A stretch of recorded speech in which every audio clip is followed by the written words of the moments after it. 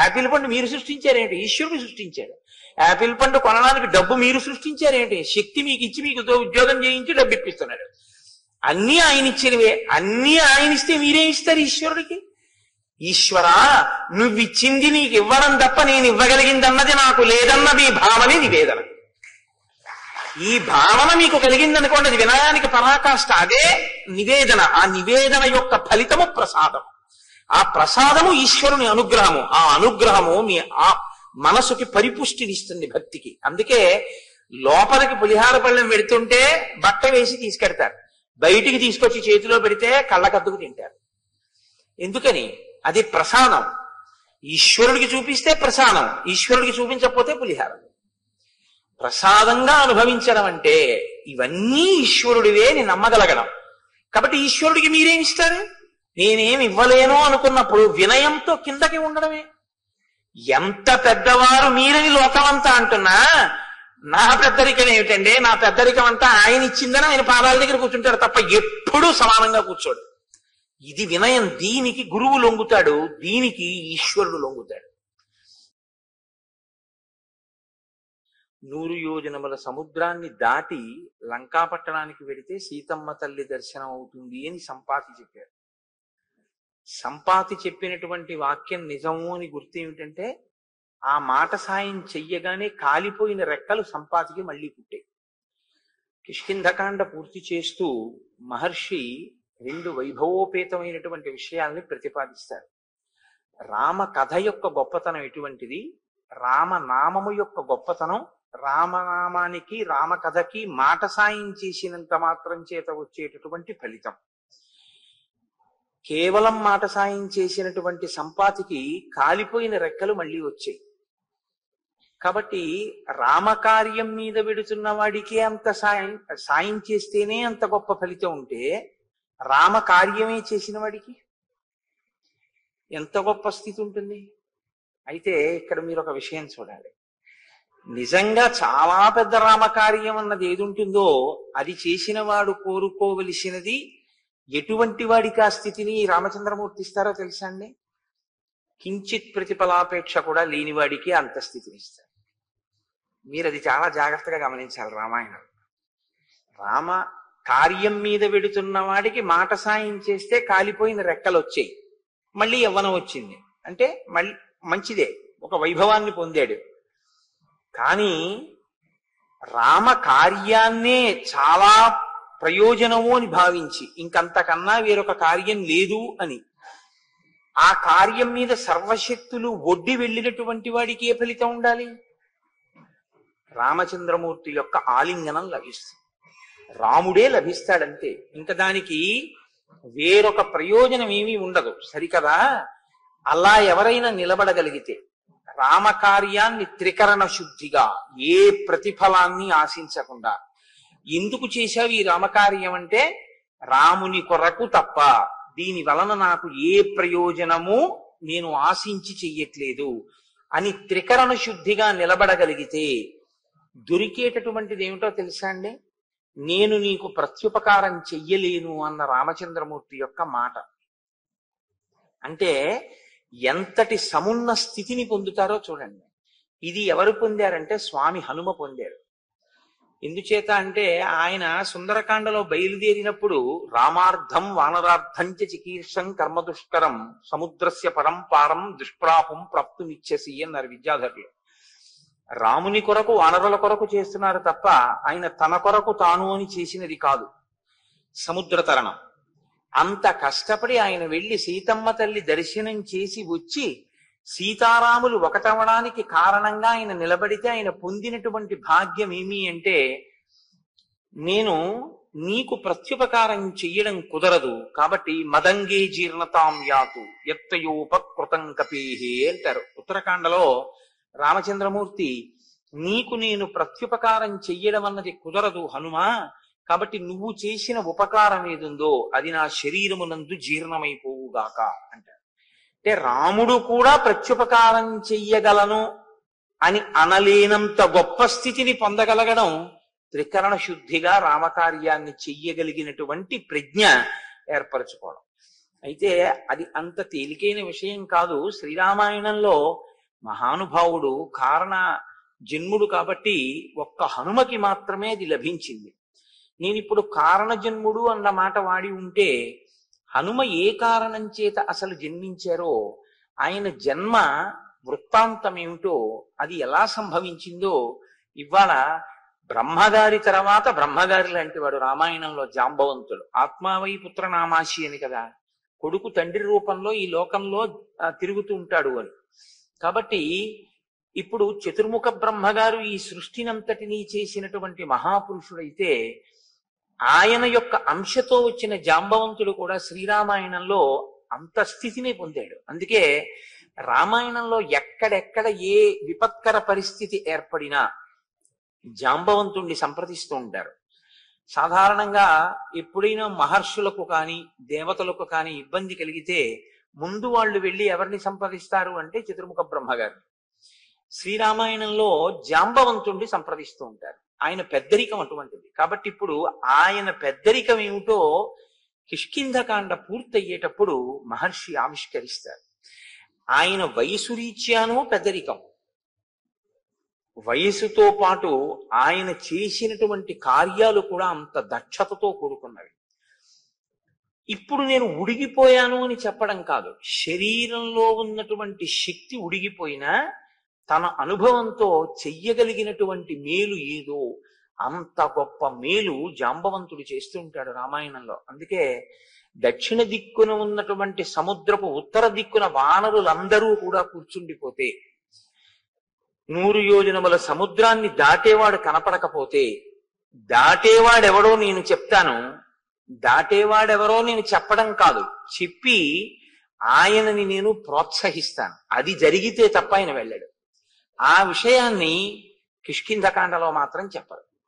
మీరు ఇది ఎక్కడి నుంచి చూడవలసి ఉంటుంది అంటే శ్రీరామాయణంలో సుందరకాండ వరకు కానీ యుద్ధకాండ వరకు కానీ మీకు ఎక్కడా ఈ ప్రస్తావన లేదు అసలు హనుమ గురించి. మరి ఎక్కడ తెలుస్తుంది అంటే ఉత్తరకాండ చదివితే హనుమకి శాప విమోచనం ఎక్కడైంది అన్న విషయాన్ని మీరు చూడవలసి ఉంటుంది.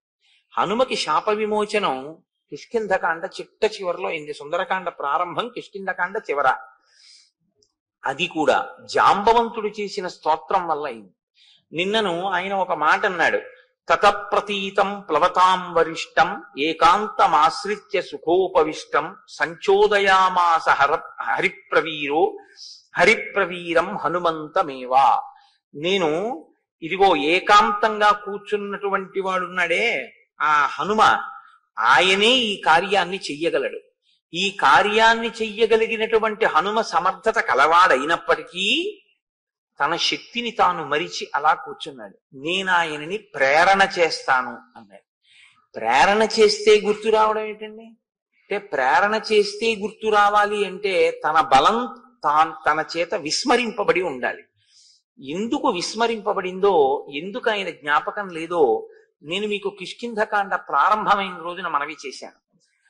నాతి క్రుద్ధాతి మన్వత అని శేపురేనం రఘుశ్రేష్ఠ, వాళ్ళు కోపం లేకపోయిన ఋషులు అప్పటికి హనుమకి అంత బలం అవసరం లేదు అని ఒక అనుగ్రహ వాక్కు శాపరూపంగా విడిచిపెట్టారు. ఎప్పుడెప్పుడు ఈయన యొక్క బలం లోకానికి అవసరం అవుతుందో ఆనాడు ఈయన్ని ఒకరు స్తోత్రం చేస్తారు.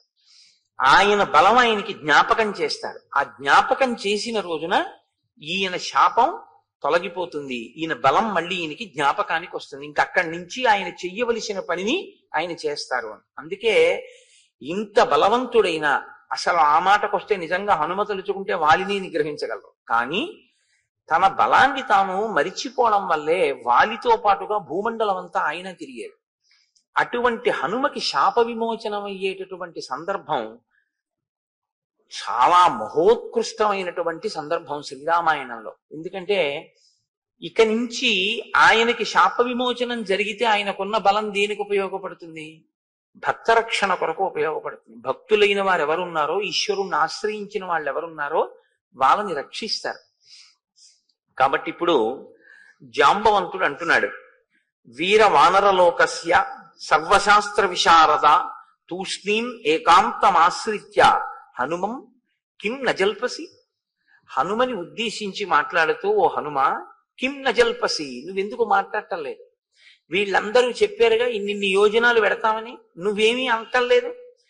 నీవు ఏమీ అంటలేదు అంటే శక్తిహీనుడవు అని అనుకుంటున్నావా? నీ శక్తి ఏమిటో నాకు తెలుసు. వీర వనరలోకస్య సర్వశాస్త్ర విశారద, నీకు సర్వశాస్త్రములు తెలిసినటువంటి వాడివి, గొప్ప వీరుడివి. అంటే శరీరము మనస్సు రెండు కూడా సంపత్తి కలిగినటువంటి శరీరం, చాలా గొప్ప బలం కలిగినటువంటి శరీరం. మనసు బుద్ధి శాస్త్రమెరిగినటువంటి బుద్ధి. కేవలం తనంత తాను నిశ్చయం చేసుకోవడం వేరు, శాస్త్ర పరిజ్ఞానంతో నిశ్చయం చేసుకోవడం వేరు. శాస్త్ర పరిజ్ఞానంతో మాట్లాడేటప్పుడు నిర్మోహమాటంగా ఉండి మాట్లాడగలగడం వేరు. ఇది చాలా చాలా గొప్ప విషయం. ఎందుకో తెలుసా అండి? ధైర్యం అని ఒక మాట ఉంది. ధైర్యం అంటే మీరు కేవలంగా ఏదో ఒక విపత్కర పరిస్థితుల్లోకి చొచ్చుకుపోగలగడం అన్నదే మీరు అనుకోకండి. శాస్త్రాన్ని నమ్మినవాడు శాస్త్రాన్ని నమ్మినట్టు ఉన్న మాట ఉన్నట్టు మాట్లాడగలిగితే వాడు ధీరుడు, వాడు ధైర్యవంతుడు. ఎందుకంటే దాని వలన ఆయన నమ్మకం ప్రకాశిస్తుంది. ఆయన ఎంత నమ్మినవాడో, ఎంత చిత్తశుద్ధి ఉన్నవాడో ఆ సందర్భాన్ని బట్టి తెలుస్తూ ఉంటుంది. హనుమ అంత గొప్ప శాస్త్ర విశారదుడు, శాస్త్రం తెలుసున్నవాడు. తెలుసు కాబట్టి దాన్ని ఆయన అనుష్ఠాన పర్యంతంలోకి తీసుకొస్తారు.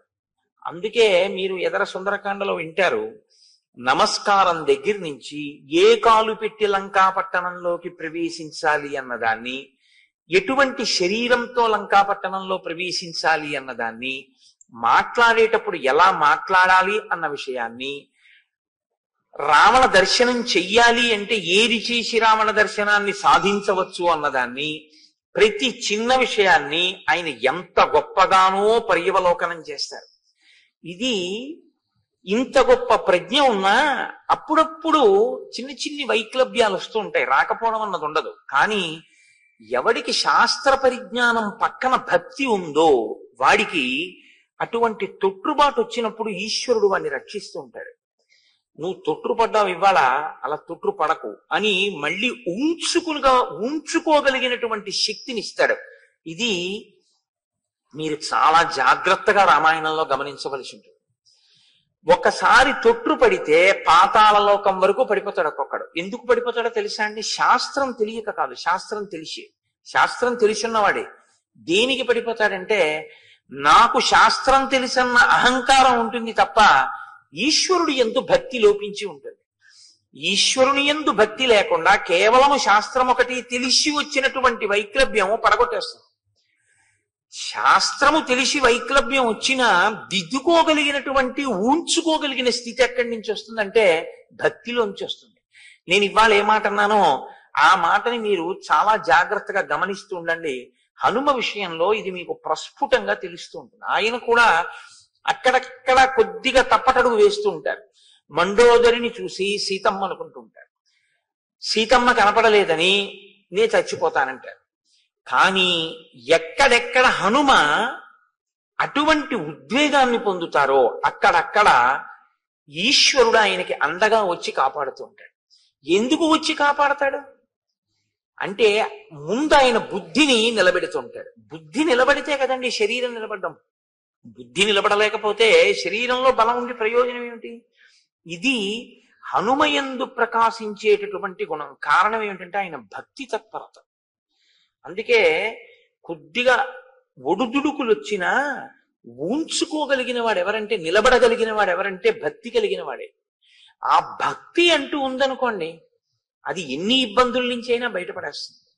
అదొక్కటి లేదనుకోండి, ఎప్పుడైనా జారిపోయే ప్రమాదం ఉంటుంది. ఎందుకంటే అహంకారం అనేటటువంటిది పక్కన పెరిగిపోతూ భక్తి తరిగిపోతే తాను ఏది చదువుతాడో దాని మీదే నమ్మకం లేని స్థితికి వెళ్ళిపోతాడు. అప్పుడు ఏమవుతుందంటే ప్రమాదంలోకి జారిపోతాడు. రావణాసురుడు యందు ప్రకాశించేటటువంటి లక్షణం అది.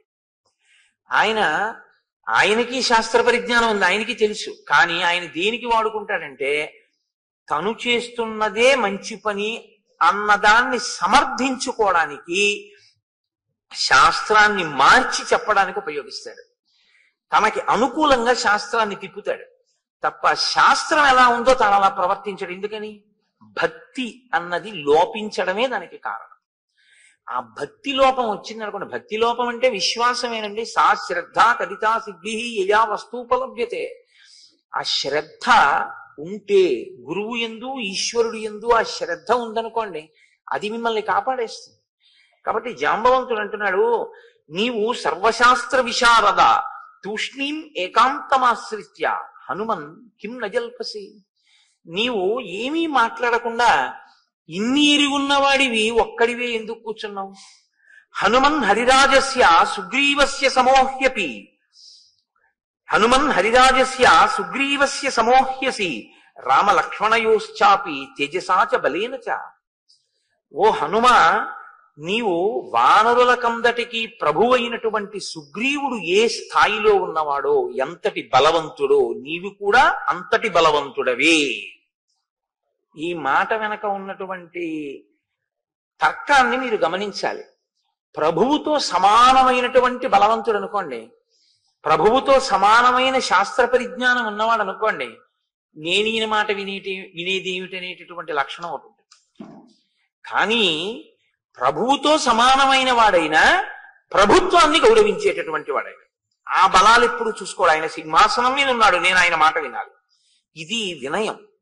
ఈ వినయం హనుమయందు చాలా చాలా గొప్పది. అందుకే ఈ వినయానికి పరాకాష్ఠ ఎక్కడంటే, మీకు హనుమ ఎప్పుడు కనపడ్డా రామచంద్రమూర్తి యొక్క పాదాల దగ్గర కూర్చుని ఎప్పుడు ఆయన పాదాల వంక చూస్తూ ఇలా నమస్కారం చేస్తూ ఉంటారు. మీరు చూడండి, లోకంలో ఇద్దరు ఉంటారు. వాళ్ళు మీరు పూజ చేద్దామని వెళ్ళినా సరే, పిడుగులు పడిపోయినా సరే, వడగళ్ల వాన పడిపోయినా సరే, పెద్ద పెద్ద భాగ్యాలు వహించినా సరే, వాళ్ళు మాత్రం తల తిప్పరు. అలా తల తిప్పకుండా ఎప్పుడు ఈశ్వరుణ్ణి చూసేటటువంటి వాళ్ళు ఒకడు నందీశ్వరుడు, రెండవ వారు హనుమ. ఎప్పుడూ రామచంద్రమూర్తి పాదాల వంక తదేక ధ్యానంతో చూసి మురిసిపోవడమే తప్ప అసలు ఇలా తల తిప్పి ఫోటో తీయించుకున్నది హనుమ ఎప్పుడూ లేదు. మీరు చూడండి, ఆయన ఎప్పుడు ఇలా ఎప్పుడూ ఉండరు, ఏ ఫోటోలోనూ అలా ఉండరు. ఆయన ఎప్పుడు రామపాదాలనే చూస్తూ నమస్కారం చేస్తూ ఉంటారు.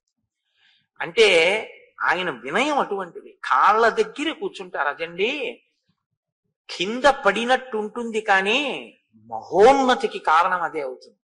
పెద్దలైన వారు చాలా సంతోషించేది, పెద్దలు సాధారణంగా లొంగిపోయేది, ఆశీర్వచనం ఇచ్చేది, వాళ్ళ ఉన్నతిని కోరుకునేది. మనసులో వాళ్ళ పేరు గుర్తొస్తే, ఓ ఆయన వృద్ధిలోకి రావాలి, ఆయన ఆయుష్మంతుడు కావాలి అని తలుచుకునేది. దేనివల్ల తెలుసా? ఆ వినయం వల్లే. అసలు ఆ వినయం అన్నది లేకపోతే పెద్దలైన వారు ఆ దరిదాపులకి రానివ్వరు. వాళ్ళ మనసులో మిదిలే అవకాశం కూడా ఉండదు, మనసులో స్థానాన్ని పొందలేదు. మీరు ఎవరికి వినయం ఉంటుందో వారు బాగా దగ్గరవుతారు. గురువుకి కానీ ఈశ్వరుడికి కానీ దగ్గరవడానికి హేతువేది అంటే కేవలం వినయమే. వినయం తప్ప మీరు ఆ ఇద్దరికి దగ్గరవడానికి ఇంకొక హేతు ఉండదు. కారణం ఏంటో తెలుసా అండి? లోకంలో ఇంకా మిగిలిన ఏ అనుబంధానికి దగ్గర అవ్వాలన్నా బాహ్య కారణాలు ఉంటాయి. ఒక భర్తకి భార్య దగ్గర అవ్వడానికి ఒక ప్రేమ ఏదో కారణం ఉంటుంది, ఒక కొడుకు తండ్రికి, ఒక కూతురు తల్లికి, ఒక కోడలు మామగారికి, అలా దగ్గర అవ్వడానికి కొన్ని కారణాలు ఉంటాయి, ఏదో బాహ్యమైనటువంటి కారణాలు ఆ ప్రేమలు. కానీ గురువు గారికి ఈశ్వరుడికి దగ్గర అవ్వడానికి కారణం ఏమిటో తెలుసా? వినయం ఒక్కటే కారణం. ఎందుకు వినయాన్ని అడుగుతారు అని మీరు నన్ను ప్రశ్న వేయచ్చు. వాళ్ళకి ఇవ్వడానికి వాళ్ళు కోరుకున్నది నీ వద్ద లేదు. ఎందుకో తెలుసా అండి ఈ మాట నేను అంటున్నాను? వారికి అసలు కోరికుంటే తృప్తి ఉంటుంది. తృప్తి ఎప్పుడు ఉంటుందండి? కోరికుంటే. ఇప్పుడు నాకు తృప్తి అన్న మాట ఒకటి, ఇప్పుడు నాకు కోరికుంటే, నాకు ఏదో గుంటూరులో ఒక జిలేబీ తినాలి అని నాకు కోరిక వచ్చింది అనుకోండి, పట్టుకొచ్చి హరిప్రసాద్ గారు నాకు జిలేబీ పెట్టారనుకోండి, నేను తింటే నాకు తృప్తి. అసలు నాకు దీని మీద వ్యామోహం లేదు. మీరు తీసుకొచ్చి అక్కడ పెట్టినా నాకు దాని మీద ఏం అనురక్తి లేదు. నేను తినాలని నేనేం కోరిక పడను అనుకోండి. నేనంటే అలా అన్నానని మీరు అనుకోవద్దు.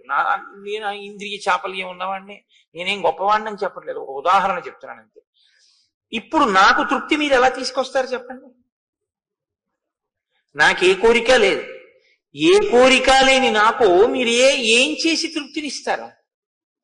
మీరు ఒకవేళ బలవంతంగా తీసుకొచ్చి రామచంద్రమూర్తికి బంగారు కవచం ఎలా కట్టారో అలా కట్టినా తీసా పక్కన పారేసినా వెళ్ళిపోతాను అనుకోండి. నాకు దాని గురించి పట్టింపు లేదు. అది ఒక గడ్డి పరక, రెండూ నా దృష్టిలో ఒకటి. ఇప్పుడు ఇచ్చి మీ తృప్తి ఏమో, పుచ్చుకుని నాకేం తృప్తి లేదు. నా తృప్తి మీకు కావాలనుకుంటే మీరు వినయంగా ఉండడం ఒకటే తృప్తి. అది ఎవరి విషయంలో? గురువు విషయంలో. నా విషయంలో అన్నది ఉదాహరణ బాగా అర్థం అవుతుందని చెప్పాను తప్ప నేను ఆ స్థాయిని నేను చెప్పట్లేదు. అప్పుడు నాకు అహంకారం అవుతుంది. ఏమీ ఆశించని వాడు గురువు కనుక ఆ గురువు దేనికి లొంగుతాడు? ఆయన పాదాలని పట్టుకుంటే, గురువు గారి దగ్గర వినయంతో నిలబడగలిగితే గురువు గారు పొంగిపోతారు. అందుకే ఈ వినయానికి పరాకాష్ఠ కింద ఉంటారు. ఈశ్వరుడి దగ్గర అంతే. మీరు ఈశ్వరుడికి ఏమి ఇస్తారండి?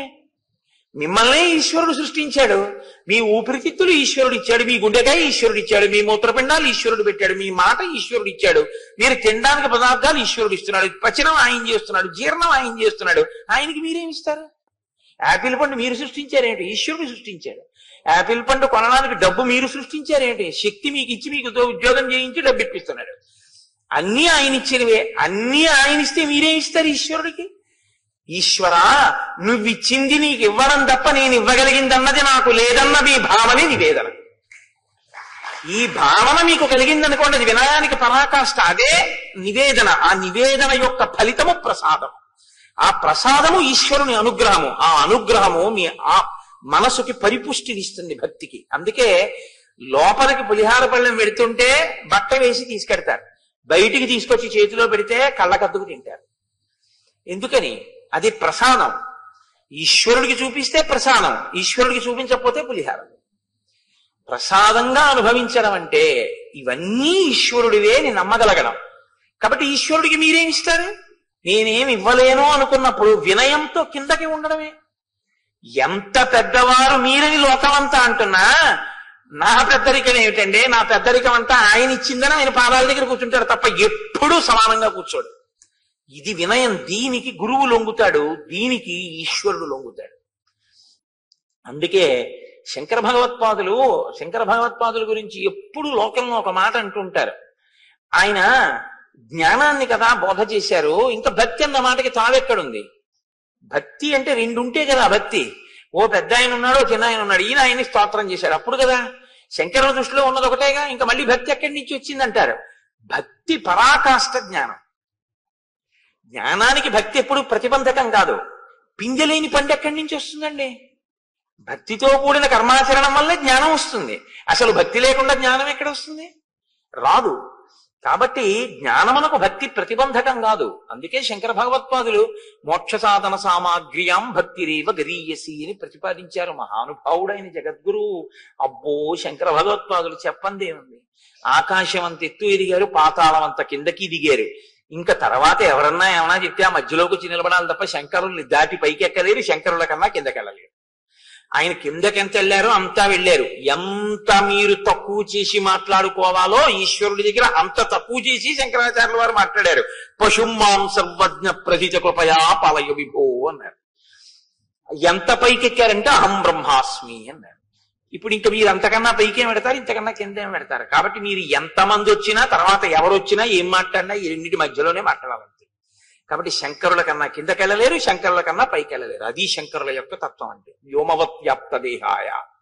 సరే, అందుచేత నీవు సుగ్రీవుడితో సమానమైన వాడివే కాదు, రామలక్ష్మణయోశ్చాపి తేజసాచ బలేనచ.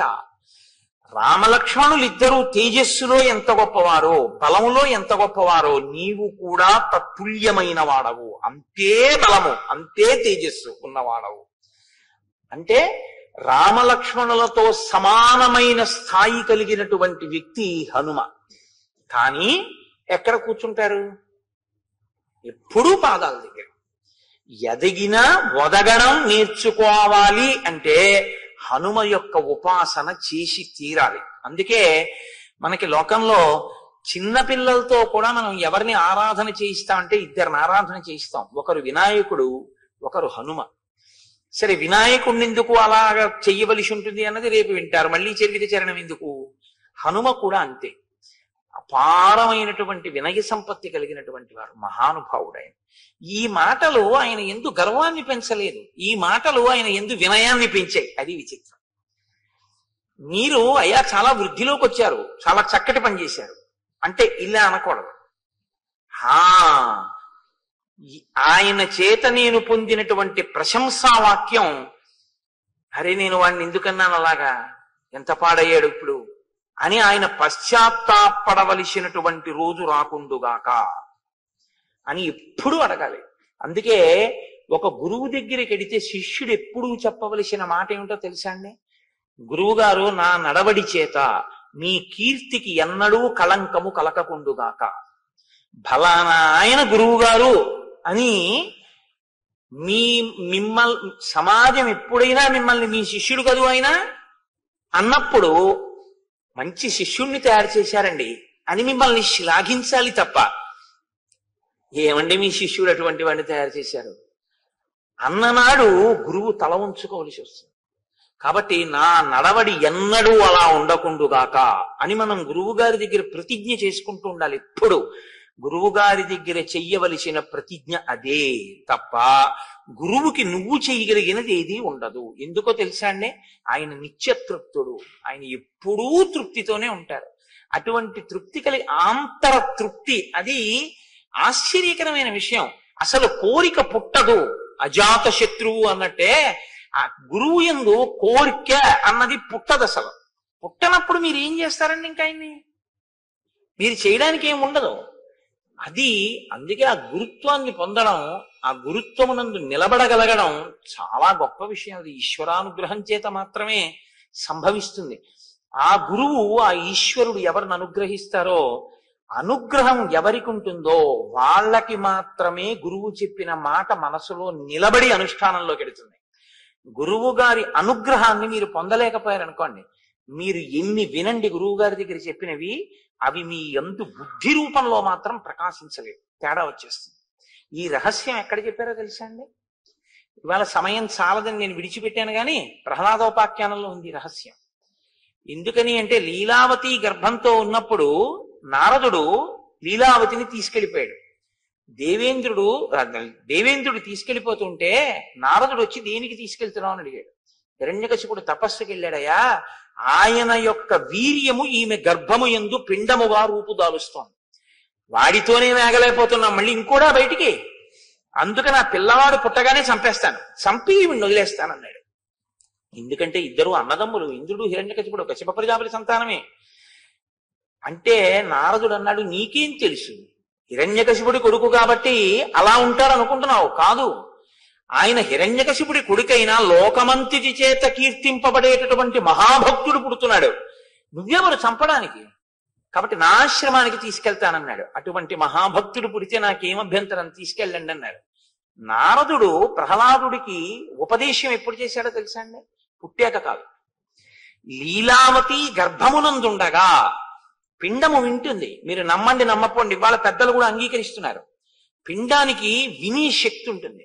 నేను మీకు ఇది నేను ఇంకా చెప్పకుండా ఉండలేను, నా వ్యక్తిగత అనుభవం అయినా. నా ఇంటికి ఒకనకొకప్పుడు కాకినాడలో ఒక దంపతులు వచ్చారు. వాళ్ళు అమెరికాలో ఉంటున్నారు. ఆవిడ పెళ్లి ముందు నుంచి ఏదో నేను చెప్పిన మాటలు ఆవిడికి ఏదో పాపం మంచివి అనిపించాయి. ఆవిడ వింటూ ఉంటుంది సీడీలు ఎప్పుడూను. ఆవిడ కాకతాళీయంగా ఆవిడ భర్త గారికి కూడా అంతే ప్రీతి నా సీడీలు ఎందుకు, కాబట్టి ఇద్దరికీ అదే పని, అస్తమానం వింటూ ఉండేవారట అమెరికాలో. వాళ్ళిద్దరికీ వాళ్ళ అనురాగ ఫలితంగా ఒక శిశువు ప్రాణం పోసుకుంటోంది ఆవిడ కడుపులో. ఆవిడ ఇవే వింటుండేవారు, అదే పనిగా వినేవారు. ఆ పుట్టినటువంటి పాప విరిసిపోతోంది సీతమ్మ తల్లిలా. అది పాకేటటువంటి వయసు వచ్చింది. ఆ పాకేటటువంటి పిల్లని తీసుకుని వాళ్ళు ఒకసారి నన్ను చూడడానికి వచ్చారు, మీరున్నారులా ఉంది. ఆ పాపను తీసుకుని మా ఇంటికి వచ్చారు. నాకు పేర్లు జ్ఞాపకంలో ఉండవు. తీసుకొస్తే ఆ పాప నిద్రపోతోంది మా ఇంటికి వచ్చేప్పటికి. వాళ్ళు తీసుకెళ్లి లోపల మంచం మీద పడుకోబెట్టండి అమ్మా, ఎంతసేపు ఒళ్ళో పెట్టుకుంటారన్నాను. లోపల పడుకోబెట్టారు. దానికి తెలివి వచ్చింది. తెలివి వచ్చిన తర్వాత తీసుకొచ్చి వాళ్ళ అమ్మగారు కింద దింపారు. దింపితే నేను అంత దూరంలో కుర్చీలో కూర్చుని మాట్లాడుతున్నాను, వాళ్ళు కూర్చుని మాట్లాడుతున్నారు. ఆ పిల్ల గబ్బ గబ్బ గబ్బ గబ్బ గబ్బ గబ్బ పాక్కుంటూ వచ్చి నా రెండు కాళ్ళు పట్టుకుని ఇలా తలెత్తి చూస్తాను. నేను దాన్ని ఎత్తుకుని తొడ మీద కూర్చోబెట్టుకున్నాను. తొడ మీద కూర్చోబెట్టుకుని, ఏమమ్మా ఏం అలా చూస్తున్నావు అన్నాను. అది ఇంట్లోంచి వెళ్ళిపోయే వరకు నేను మాట్లాడుతుంటే అది నా నోటి వంక ముఖం వంక అలా చూస్తూనే ఉంది. అంటే అది తల్లిగారి గర్భంలో ఉండగా నా మాటలు అదే పనిగా విని అది నిద్రపోతున్నది నా మాటలకు ఉలిక్కి పడి లేచింది.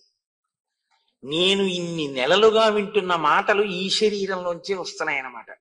అందుకని అది నా నోటిని నా ముఖాన్ని ఆశ్చర్యంగా అలా చూస్తూ కూర్చుంది ఒళ్ళో.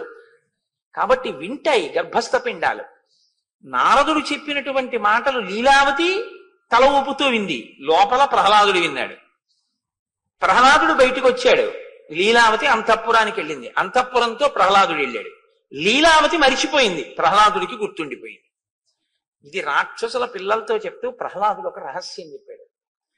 ఆయన అన్నాడు, వెల్లిగొన నాటి నుండి అనుగ్రహం చేత, గురువు గారి యొక్క అనుగ్రహం చేత, గురువు యొక్క అనుగ్రహం ఈశ్వరానుగ్రహం ఎక్కడుంటాయో అక్కడ గురువు గారి నోటి వెంట వచ్చినటువంటి మాటల్ని మరిచిపోవడం ఉండదు. మనసు తిప్పి తిప్పి తిప్పి తిప్పి అనుష్ఠానంలోకి తీసుకొస్తుంది. అది లేదనుకోండి మరుపు కిందకి వెళ్ళిపోతుంది. కాబట్టి ఒక్కొక్కరి యందు విన్న విషయాలు, తెలుసుకున్న విషయాలు ఇంకా వినయం వైపుకి తీసుకెడతాయి. కారణం ఏమిటంటే అది కారణజన్ములంటే.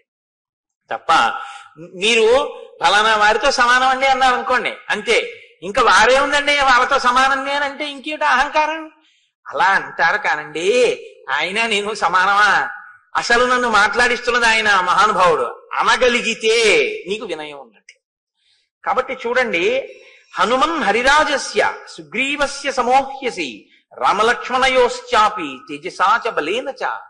తేజస్సు యందు బలము యందు నువ్వు రామలక్ష్మణులతో సమానమైనటువంటి వాడివి. అరిష్టనేమిన పుత్రో వైనతేయో మహాబల గరుత్మానితి విఖ్యాత ఉత్తమ సర్వపక్షిణాం బహుశో హి మయా దృష్ట సాగరే స మహాబల భుజగానుద్ధరన్ పక్షి మహావేగో మహాయశాహ. వైనతేయుడై కశ్యప ప్రజాపతికి వినతయందు జన్మించినటువంటి సంతానంలో ఒకడైనటువంటి గరుత్మంతుడు అపారమైన వేగంతో సముద్రంలో ఉండేటటువంటి పావుల్ని తన్నుకుపోతుండగా నేను ఎన్నో పర్యాయాలు చూశాను. ఆ సముద్రంలో ఉండేటటువంటి పావుల్ని తన్నుకుపోయేటటువంటి గరుత్మంతుని యొక్క వేగము ఎంతగా ఉంటుందో నీ వేగము కూడా తత్తుల్యముగా ఉంటుంది. అంత వేగమున్నవాడివి. బలం బుద్ధిశ్చ తేజశ్చ సత్వంచ హరిపుంగవ విశిష్టం సర్వభూతేషు కిమాత్మానన్న బుద్ధ్యసే. మహానుభావ, నీ బలము, నీ బుద్ధి, నీ తేజస్సు, నీ సత్వము సమస్త భూతముల కన్నా గొప్పవి. నీతో సమానమైన భూతమే లేదు. భూతము అంటే ప్రాణి. అసలు నీతో సమానమైనటువంటి ప్రాణి లేదు ఈ లోకంలో. అంతటి బుద్ధి, అటువంటి బలం, అటువంటి తేజస్సు ఉన్నవాడివి. అటువంటి వాడివి ఇలా కూర్చుని ఉంటావా? నీవు ఇంత తేజస్సుతో ఇంత గొప్పవాడిగా పుట్టడం అన్నది నీవు పుట్టిన తరువాత సంపాదించుకున్నది కాదు, నీకు పుట్టుకయందే అనుగ్రహింపబడినది. అసలు పుట్టగానే నీకు వచ్చింది.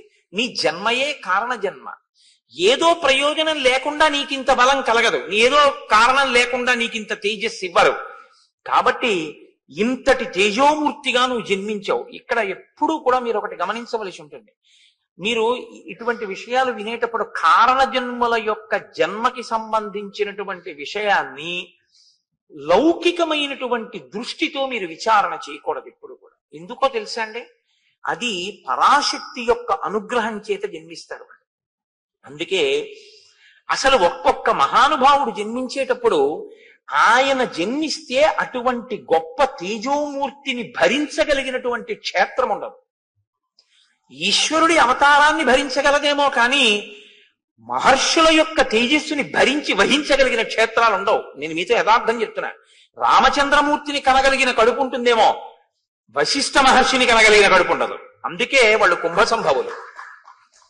ఒక కలశలోంచి ఉద్భవించారు వాళ్ళు. కారణం ఏమిటంటే ఆ తేజస్సుని భరించడం కష్టం. సుబ్రహ్మణ్యోత్పత్తిలో మీరు విన్నారు, ఏ క్షేత్రం భరించగలిగింది ఈశ్వర తేజస్సుని? అవి భరించలేదు. కాబట్టి భరించగలిగినటువంటి క్షేత్రము యందు ప్రవేశపెడతారు. ఆ తేజస్సుని ప్రవేశపెట్టి ఆ తేజస్సుతో కలిపి కారణజన్ములుగా వస్తారు. తప్ప ఒక పతివ్రత యొక్క శీలాన్ని హరించడం లక్షణంగా దేవతలు ప్రవేశపెట్టారు. అందుకే శీలాపహరణం లేకుండా యోగ్యమైన క్షేత్రమునందు తేజస్సు ప్రవేశపెట్టి ఆ రూపంగా పుడితే తప్ప దేవతా కార్యం జరగదు అంటే ఆ రూపంగా జన్మించడానికి వీలుగా గర్భస్థం చేస్తారు. అందుకే శ్రీరామాయణంలో చాలా మంది వానరులు ఆశ్చర్యకరమైనటువంటి జన్మలు స్వీకరించిన వారు. అలా పుట్టిన వాళ్ళల్లో వాలి సుగ్రీవులు కూడా స్త్రీ యందు జన్మించిన వారు కారు. వృక్షకరజస్సు అని ఆయన గురించి ఉత్తర రామాయణంలో చాలా విశేషంగా ఉంది. ఆయన చతుర్ముఖ బ్రహ్మగారికి ఒకనొకప్పుడు సమాధి నిష్టలో ఉండగా కన్నుల వెంట నీరు కారింది. ఇట్నుంచి కారితే దుఃఖమని, ఇట్నుంచి కారితే అది ధ్యానావస్థలో వచ్చేటటువంటి బాష్పధారలని అంటారు. ఆ బాష్పధారలు పడుతుంటే ఆయనకి ఎందుకో బుద్ధి పుట్టి తన చేత్తో పట్టుకున్నారు ఆ నీటి చుక్కలు. అందులోంచి పుట్టాడు ఒక వానరుడు, వృక్షకరజస్సు అని. ఆ పుట్టినటువంటి వానరుణ్ణి ఆయన భూమండలం మీద విడిచిపెట్టి నువ్వు అక్కడ పళ్ళు కాయలు తింటుండు అన్నారు. ఆయన పళ్ళు కాయలు తింటూ ఒకానొకప్పుడు ఒక సరస్సులో ఆయన ఎప్పుడు ఇంకో ప్రాణిని ఎదురుగుండా చూసింది లేదు. ఎప్పుడు ఏవో పళ్ళు కాయలు తింటూ బ్రహ్మగారు చెప్పిన ప్రదేశంలో బతుకుతున్నాడు. ఒకప్పుడు ఒక కైలాస పర్వతం దగ్గర ఉన్నటువంటి సరోవరం దగ్గరికి వెళ్ళి ఆ నీటిలోకి చూశాడు. అసలు నీటిలోకి ప్రతిబింబం చూసుకోకూడదు, ఆయుక్షీణం అవుతుంది కాబట్టి నీటిలోకి చూశాడు. ఇంకో వానరం కనబడితే ఆయన ఇంకో వానరం వచ్చిందనుకుని దాంతో యుద్ధం కోసమని నీళ్లలో దిగాడు. ఆ నీళ్లలో దిగితే వానరం కనపడలేదు. నీళ్లు కదిలిపోతే ఇంకా ప్రతిబింబం ఏముంటుందండి? ఆయన పైకి ఎక్కాడు, ఆరదైపోయాడు. ఒక రోజు ఉంటుంది ఆ స్త్రీత్వం. ఇప్పుడు వెంటనే ఆయన యందు ఇంద్రుడు సూర్యుడు మోహం పొందారు. ఇంద్రుడు తన తేజస్సును ఆయన శిరస్సు మీద విడిచిపెట్టాడు. అది వాలం దాకా వెళ్లి వాలి పుట్టాడు. సూర్య భగవానుడు ఆ స్త్రీయత్వాన్ని పొందినటువంటి వానరుణ్ణి చూసి మోహాన్ని పొంది ఆయన కంఠం మీద విడిచిపెట్టాడు తన తేజస్సుని. సుగ్రీవుడు పుట్టాడు. ఇవి విన్నప్పుడు ఎలా ఉంటుందో తెలుసా అండి? ఏమిటండి ఈ కథలు? సూర్య భగవానుడు అంత గొప్పవాడు, తెల్లవారితే ఆదిత్య హృదయంతో నమస్కరిస్తాం. ఒక వానరకాంత కనపడితే మోహం పొంది తన తేజస్సు విడిచిపెట్టేశాడా, కంఠం మీద పిల్లాడు పుట్టాడా, ఏమిటండి ఇది అనిపిస్తుంది. కాదు, సూర్య భగవానుని యొక్క తేజస్సుని, ఇంద్రుని యొక్క తేజస్సుని ఒక వానర రూపంగా సృష్టించడానికి యోగ్యమైనటువంటి వానర కాంత క్షేత్రముగా దొరకడం కష్టం. రామచంద్రమూర్తికి సాయపడడానికి తొందరగా రావాలి వానరాంశలన్నీ, బ్రహ్మగారి ఆదేశం. కాబట్టి ఇప్పుడు వానర కాంతగా ఉన్నటువంటి వాడు బ్రహ్మగారి యొక్క కన్నీటి బిందువులలోంచి పుట్టినవాడు. ఒక్కరోజే ఆడతనం. ఎందుకని? పార్వతీదేవి ఒకనాడు ఆ నీటిలో స్నానం చేస్తుంటే రాక్షసుడు ఆడవేషాలతో వచ్చి స్నానం చేశారు. అందులో ఆవిడ గ్రహించలేదు. ఇందులో స్నానం చేసిన వాడు ఆడదైపోతుంది ఒక రోజు అందావిడ. కాబట్టి ఒక రోజు ఆడదయ్యింది వృక్షకరజస్సు. ఇప్పుడు తొందరగా వాళ్ళ యొక్క తేజస్సుల్ని ఆ కంఠమునందు తోకయందు ప్రవేశపెట్టి ఇద్దరు కుమారులు జన్మించేటట్టు చేశారు. అయితే మీరు నన్ను మళ్ళీ ఇంకో ప్రశ్న ఇచ్చు. జన్మించారు అనుకోండి, మరి ఇంద్ర తేజస్సు వాలి రాముడికి పనికి రాలేదుగా అని మీరు ఒక మాట నన్ను అడగచ్చు. పనికొచ్చాడు రామకార్యానికి వాలి. ఎక్కడ పనికొచ్చాడో తెలుసా అండి? వాలి రూపంలో దుందుభి, మాయావి ఇలాంటి చాలా పెద్ద పెద్ద రాక్షసులందరినీ ఆయన చక్కబెట్టేసి ఆయన రాముడి చేతిలో వెళ్ళిపోయాడు. అయితే రామావతారం వచ్చిన తర్వాత వీళ్ళందరినీ ఆయన నిగ్రహించాలంటే ఎంతకాలం, ఎంత సమయం పడుతుంది? మాటలా వీళ్ళందరూ చేరితే ఓ చోటికి చేరకుండా వాలి వీళ్ళందరినీ చంపేశాడు. వాలిని ఆయన చంపేశాడు. కాబట్టి అక్కడతో గొడవ తెలిపోయింది. ఇంకా వాలి రావణుడితో కలవక ముందు చంపేశాడు. సుగ్రీవుడు రామకార్యానికి పనికి రావాలి, అందుకని సుగ్రీవుడికి వానరాధిపత్యం ఇచ్చాడు. మళ్ళీ శ్రీరామాయణంలో ఉన్నటువంటి ఆ జననములను మీరు చూస్తే చాలా ఆశ్చర్యంగా ఉంటాయి. కాబట్టి ఇప్పుడు మీరు హనుమ యొక్క ఆవిర్భావాన్ని కూడా అటువంటి పవిత్రమైన దృష్టికోణంతో వినవలసి ఉంటుంది తప్ప ఇదంతా ఏదో పరిహాసం కోసమో. వాల్మీకి మహర్షి ఆచమనం చేస్తే బ్రహ్మగారి యొక్క అనుగ్రహంతో సత్యము భాసిస్తే ఆయనకి కనపడితే రచించినటువంటి కావ్యం వాల్మీకి రామాయణం. కాబట్టి అందులో ఒక్క అబద్ధం లేదు. చిట్ట చివర ఫలశ్రుతిలో చెప్తారు, ఒక మాట ఇందులో అనృతము లేదు అని చెప్తారు. కాబట్టి ఇప్పుడు జాంబవంతుడు చెప్తున్నాడు. జాంబవంతుడు ఎందుకు చెప్పగలడు ఇవన్నీ? మీతో నేను చెప్పాను కదా, బ్రహ్మగారు ఎటువంటి వాడో వానరులకు జాంబవంతుడు అటువంటి వాడు. అంతటి దీర్ఘాయుర్దాయం ఉన్నవాడు. జాంబవంతుడు శ్రీరామాయణంలో చాలా చిత్రమైన పాత్ర అండి. రామావతారం వెళ్ళిపోయింది కానీ జాంబవంతుడు మాత్రం ఉండిపోయాడు. ఎక్కడి వరకు ఉండిపోయాడు? మళ్ళీ జాంబవతిని తీసుకెళ్లి వినాయకుడికి ఆ వినాయక వ్రత కథలో ఆ కృష్ణ భగవానుడికి ఇచ్చి వివాహం చేస్తాడే సత్రాజిత్తు ఆఖ్యానం, అక్కడ వరకు ఉంటాడు. మళ్ళీ అక్కడ మనం ఓ పొరపాటు చెప్పేస్తుంటాం. అసలు ఆ కథ అది అలా ఎలా వచ్చేసిందో, అసలు ఆ కథ అలా ఎలా చెప్పేస్తున్నారో ఇప్పటికీ ఆశ్చర్యంగా ఉంటుంది. నన్ను ఒకసారి ఓ పసిపిల్ల అడిగింది. ఆ పసిపిల్ల అంటే ఓ చిన్న పిల్ల అడిగిందో ఒకసారి, నేను ఎక్కడ ఉపన్యాసం చెప్పి వెళ్ళిపోతుంటే, ఏమంటే జాంబవతి ఊయలలో ఊగుతుంటే అంత పసిపిల్లని కృష్ణ భగవానుడు పెళ్లి చేసుకున్నాడా అని అడిగింది. నేను పెద్దవాళ్ళు అడిగితే చికాకు పడుతుంటాను. మీరు పుస్తకం చదువుకోండి అంటుంటాను. మూలం చదవకుండా ఏడో దొరికాడు కదా అని అడుగుతారేంటి? చదువుకోండి అంటాను. పిల్లలకి చెప్పడం అంటే నాకు చాలా సరదా. ఎందుకంటే పాపం వాళ్ళు చదువుకునే ఉంటాయి. కుతూహలంతో అమాయకంగా పిల్లలు అడిగితే మాత్రం ఆగి చెప్పే ప్రయత్నం చేస్తాను. ఒకసారి దీనికోసం నేను ప్రయత్నపూర్వకంగా మళ్ళీ అసలు ఆ వినాయక వ్రత కథ యథార్థంగా స్కాందంలో ఎలా ఉందో దాన్ని అంతటినీ మళ్ళీ చెప్పి చూపించాను కూడా ఒకప్పుడు. కాబట్టి అది వేరు విషయం అనుకోండి. ఇప్పుడు దాన్ని మీరు పక్కన పెట్టండి. ఇప్పుడు మళ్ళీ అదంతా చెప్తావా అని దాని జోలికి వెళ్ళకండి. కాబట్టి ఒక్కొక్కరి యొక్క జననము చాలా ఆశ్చర్యంగా ఉంటుంది. అది ఈశ్వరుని యొక్క అనుగ్రహం. దాన్ని ఆ పవిత్రమైన కోణంలో వినవలసి ఉంటుంది. కాబట్టి ఇప్పుడు జాంబవంతుడు అంటున్నాడు, అప్సరాప్సరసాం శ్రేష్ఠ విఖ్యాత పుంజిక స్థల అంజనీతి పరిఖ్యాత పత్ని కేసరినో హరి విఖ్యాత త్రిశులోకేషు రూపేణా ప్రతిమా భువి అభిశాపాదభూత్ తాత వానరీ కామరూపిణి దుహిత వానరేంద్రస్య కుంజరస్య మహాత్మనః. పుంజక స్థల అనబడేటటువంటి ఒక చాలా అందగత్తె అయినటువంటి అప్సరస ఒక ఆమె ఉండేది. ఆమె కామరూపిణి. ఆమెకి ఒకానొకప్పుడు ఒక శాపం కలిగింది. అందుచేత ఆమె వానరకాంతగా జన్మించింది. వానరకాంతగా కుంజరుడు అనబడేటటువంటి ఒక మహాయోధుడికి జన్మించింది. ఆవిడ్ని కేసరి అనబడేటటువంటి మరొక యోధుడికి ఇచ్చి వివాహం చేశారు. కోతికి కేసరి అన్న పేరు ఎలా వచ్చింది? మళ్ళీ మీరు దాన్ని జాగ్రత్తగా తెలుసుకుంటే, కేసరి అంటే సింహం.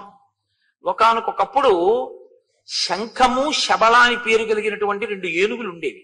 అవి భరద్వాజ మహర్షి యొక్క ఆశ్రమ ప్రాంతంలో ఋషుల్ని చాలా ఇబ్బంది పెట్టి రాత్రికి రాత్రి వచ్చి ఆశ్రమాల మీద పడి ఆశ్రమాలని ధ్వంసం చేస్తుండేవి. ఆ 2 ఏనుగుల్ని నిగ్రహించగలిగినటువంటి బలవంతుడెవరు అని ఆలోచిస్తున్న కాలంలో ఈయన అంజనాదేవి భర్త అయినటువంటి వానరుడు ఆ 2 ఏనుగులతో యుద్ధం చేసి వాటిని మట్టు పెట్టాడు. 2 ఏనుగుల్ని ఏకకాలంలో చంపినవాడు కాబట్టి భరద్వాజ మహర్షి సింహం లాంటి వాడివి అని కేసరి అని బిరుదునామం ఇచ్చారు. ఆ బిరుదునామమే ఆయనకి లోకంలో ఉండిపోయింది. ఉండిపోయిన ఆ కేసరికి అంజనాదేవినిచ్చి వివాహం చేశారు. ఎవరి అంజనాదేవి? పుంజక స్థల అన్న అప్సరసయే. ఆమె శాపవశాత్తు కుంజరుడికి వానరకాంతగా జన్మిస్తే ఆ వానరకాంతనే తీసుకొచ్చి ఈ కేసరికి ఇచ్చి వివాహం చేశారు. ఆమె పేరు అంజన. ఇప్పుడు ఈమె ఒక అప్సరస, కానీ వానరకాంతగా ఉంది. చాలా గొప్ప అందగత్తె, కామరూపిణి. ఆమె ఎప్పుడు ఏ రూపం కావాలంటే ఆ రూపాన్ని పొందుతుంది. ఆమె ఒకనాటి సాయంకాలం ఒక పర్వత శిఖరం మీద నిలబడి ఉండగా వాయువు మనసా వచ్చి ఆమెని కౌగిలించుకున్నారు. ఎవడి ధూర్తుడు నా పాతివ్రత్యాన్ని భంగపరిచే ప్రయత్నం చేసినవాడు అని ఆవిడ అడిగింది. అడిగితే ఆయన వెంటనే ఒక మాట చెప్పారు. ఆయన అన్నారు, ఎందుచేతనంటే చాలా గొప్ప కారణజన్ముడు రావాలి. ఆయన వస్తే తప్ప రామాయణాన్ని ఒడ్డుకు చేర్చడం ఒక సాధ్యం కాదు. కాబట్టి ఇప్పుడు శివతేజస్సు వాయువు శివుని యొక్క అష్టమూర్తుల్లో ఒకటి. అంత తేలికగా ఆ అవతారం రావడం సంభవం కాదు. చాలా జాగ్రత్తగా క్షేత్రమునందు చేరవలసి ఉంటుంది. అది సుబ్రహ్మణ్యోత్పత్తిలాగా. కాబట్టి వాయు అన్నారు, నత్వాం హింసామి శుశ్రోణి మా భూతే సుభగే భయం మనసాస్మి గతో యత్వాం పరిష్వజ్య యశస్వినీం అని పిలిచారు. యశస్వినీం, ఓ కీర్తి కలదానా, మహాపతివ్రతవు అన్న కీర్తి నీకుంది. అమ్మా, నీ కీర్తిని చెరపడానికి వచ్చిన వాణ్ణి కాదు. దేవతా కార్యము నిర్వహింపబడడానికి ఒక అత్యంత తేజోవంతుడైనటువంటి పిల్లవాడు ఒకడు వానరుడిగా జన్మించాలి. నువ్వు వానర కాంతగా ఉన్నావు కాబట్టి నా తేజస్సుని మనసా చేరుస్తాను. అప్పుడు నువ్వు ఆ తేజస్సుని లోపల వానరంగా వృద్ధి చేసి ప్రసవించవలసి ఉంటుంది.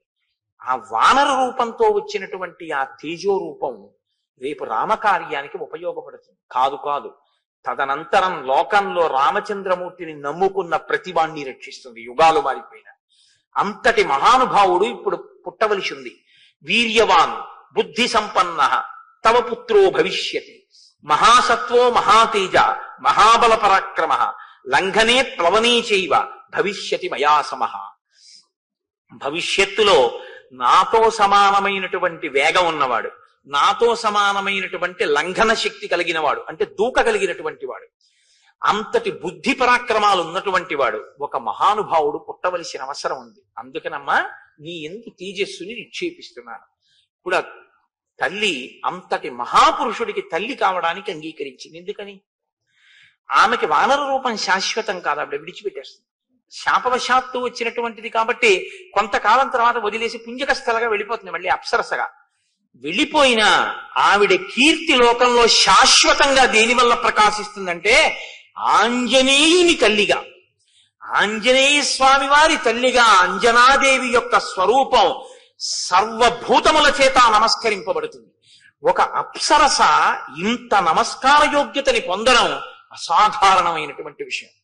అందుకే అంజనాదేవి తల్లిగా అంత కీర్తిని పొందుతాం. అందుకే యశస్విని అన్నారు. అమ్మా అటువంటి బిడ్డని కడుపున పుట్టబోతున్నాడు. ఆవిడ చాలా సంతోషించింది. సంతోషించి ఒక వానరాన్ని ఒక గుహలో ప్రసవించింది. నేను మీకు మనవి చేశాను ఉత్తర కాండలోంచి. పుట్టగానే హనుమ నువ్వు సూర్యమండలానికి ఎగిరావు, పండు అనుకుని సూర్యబింబాన్ని. ఆ సూర్యబింబాన్ని చెనకుతున్న సమయంలో ఇంద్రుడు నిన్ను వజ్రం పెట్టి కొట్టాడు. ఆ వజ్రపు దెబ్బకి నువ్వు పర్వత శిఖరముల మీద పడితే నీ ఎడమ దవడ సొట్టపడింది. తన వజ్రాయుధపు దెబ్బ చేత సొట్టను పడినటువంటి హనువులు అంటే ఆ దవడలు కలిగిన వాడివి కాబట్టి నిన్ను తన గౌరవార్థం హనుమా అని పిలుస్తారు అని ఆనాడు ఇంద్రుడు అన్నాడు. ఇంద్రుడి చేత నామకరణం ఉంచబడిన వాడివి, సొట్టబడిన హనువు కలిగిన వాడివి కాబట్టి నీకు హనుమ అని పేరు వచ్చింది. ఆనాడు దేవతలందరూ నీకు వరాలు ఇచ్చారు. నీకివ్వబడినటువంటి వరాలలో చాలా చాలా గొప్ప వరం ఏమిటో తెలుసా? అశస్త్ర వజ్రతాం తాత సమరే సత్య విక్రమ వజ్రస్య చ నిపాతేన విరుజం త్వాం సమీక్ష్య చ సహస్ర నేత్ర ప్రీతాత్మ దదౌతే వరముత్తమం. నువ్వు యుద్ధంలో ఏ అస్త్రము చేత ఏ శస్త్రము చేత నిహతుడివి కవు. నీకు దేవేంద్రుడిచ్చిన వరం నిన్ను వజ్రాయుధం కూడా ఏమీ చెయ్యలేదు. దానితో పాటు స్వచ్ఛందతశ్చ మరణంతే భూయాదితి వై ప్రభో. నీవు కోరుకుంటే వదిలిపెడతావు తప్ప శరీరాన్ని, నువ్వు శరీరం విడిచిపెడదాము అని కోరుకోకపోతే నిన్ను పడగట్టగలిగిన వాడు సమస్త భూతములలో దేవతలలో 3 లోకములలో ఎవడు లేడు. గాలిని కుంభిని అగ్ని అంబువల ఆకాశ స్థలిందిక్కులన్నంటేనే అంత అల్లరి చేశాడు హిరణ్యకశిపుడు. అసలు బ్రహ్మగారు వరం ఇచ్చారు, నీకు స్వచ్ఛంద మరణం, నువ్వు కోరుకుంటే శరీరం పడుతుంది లేకపోతే పడదన్నారు. ఇంత బలం ఉన్నాయన ఇలా దండం పెడుతూ కూర్చో, ఏమీ ఆయన కోరుకున్నది లేదు. వాల్మీకి రామాయణం కాదు కానీ ఒక చోట హనుమ యొక్క భక్తికి ఒక మాట చెప్తారు. వాల్మీకి రామాయణం కాదు, మీరు చాలా జాగ్రత్తగా గుర్తుపెట్టుకోవాలి. కానీ అందం కోసం ఓ మాట చెప్తూ ఉంటారు. రామచంద్రమూర్తి పట్టాభిషేకం అయిపోయిన తర్వాత అందరూ అన్ని విధులు వేసుకున్నారు. నేను ఇచ్చేస్తాను. హనుమ అలా కూర్చున్నాడు. నువ్వేం చేస్తావు హనుమ అని అడిగారు రామచంద్రమూర్తి. అందరూ అన్ని పనులు తీసేసుకున్నారుగా, ఇంక నీకేం పనుంది, ఏం చేస్తావు అన్నాడు.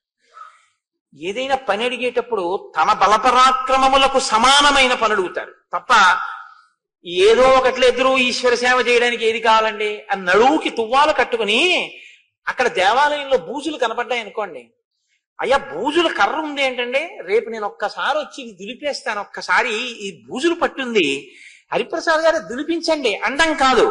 అయ్యా నేను రేపు వచ్చి ఓ 10 మంది ఒక్కసారి పట్టాభిషేకం వచ్చేస్తోంది కదా 15 రోజుల్లో, అది కోయిల్ ఆళ్వార్ తిరుమంజన్ ఉత్సవ్ అంటే అది కాయిక కైంకర్యం ఎంత గొప్పదో తెలుసా అండి. పెరియ పురాణంలో అప్పర్ చేశారని చెప్తుండేవారు.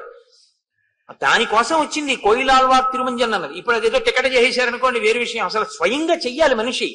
ఎందుకంటే మీకు ఆలయంలో చేసేటటువంటివి కొన్ని ఉంటాయి, మీరు చేసుకునేవి కొన్ని ఉంటాయి. మీరు కొన్ని చేయడం కుదరదు, మీరు అలా దర్శనాలు చేయలేరు. బంగారు కవచం కట్టకుండగా రాముణ్ణి చూడాలనుకున్నారనుకోండి, మీ ఇంట్లో మీరు కట్టడం కుదరదు. ఎందుకంటే మీరు అంగుష్టమాత్ర విగ్రహాన్నే పూజ చేయాలి. అంగుష్టమాత్ర విగ్రహానికి కవచం ఎలా కడతారు? ఇప్పుడు బంగారు కవచం కట్టిన రాముణ్ణి చూడాలి అంటే ఒక్క దేవాలయంలో ఉన్న స్వామి బంగారు కవచం కట్టుకుంటేనే మీరు చూడాలి. చందన చర్చితుణ్ణి చూడాలి అంటే ఇక్కడ చూడాలి. మీ ఇంట్లో అంగుష్టమాత్రమూర్తికి చందనం రాస్తే ఆ సోయగం రాదు. అలాగే మీ జీవితంలో ఈశ్వరుడు మీకు ఇచ్చిన బలాన్ని ఈశ్వరుడికి ఉపయోగించాలి అంటే గొప్ప గొప్ప ఉత్సవాలు వస్తాయి.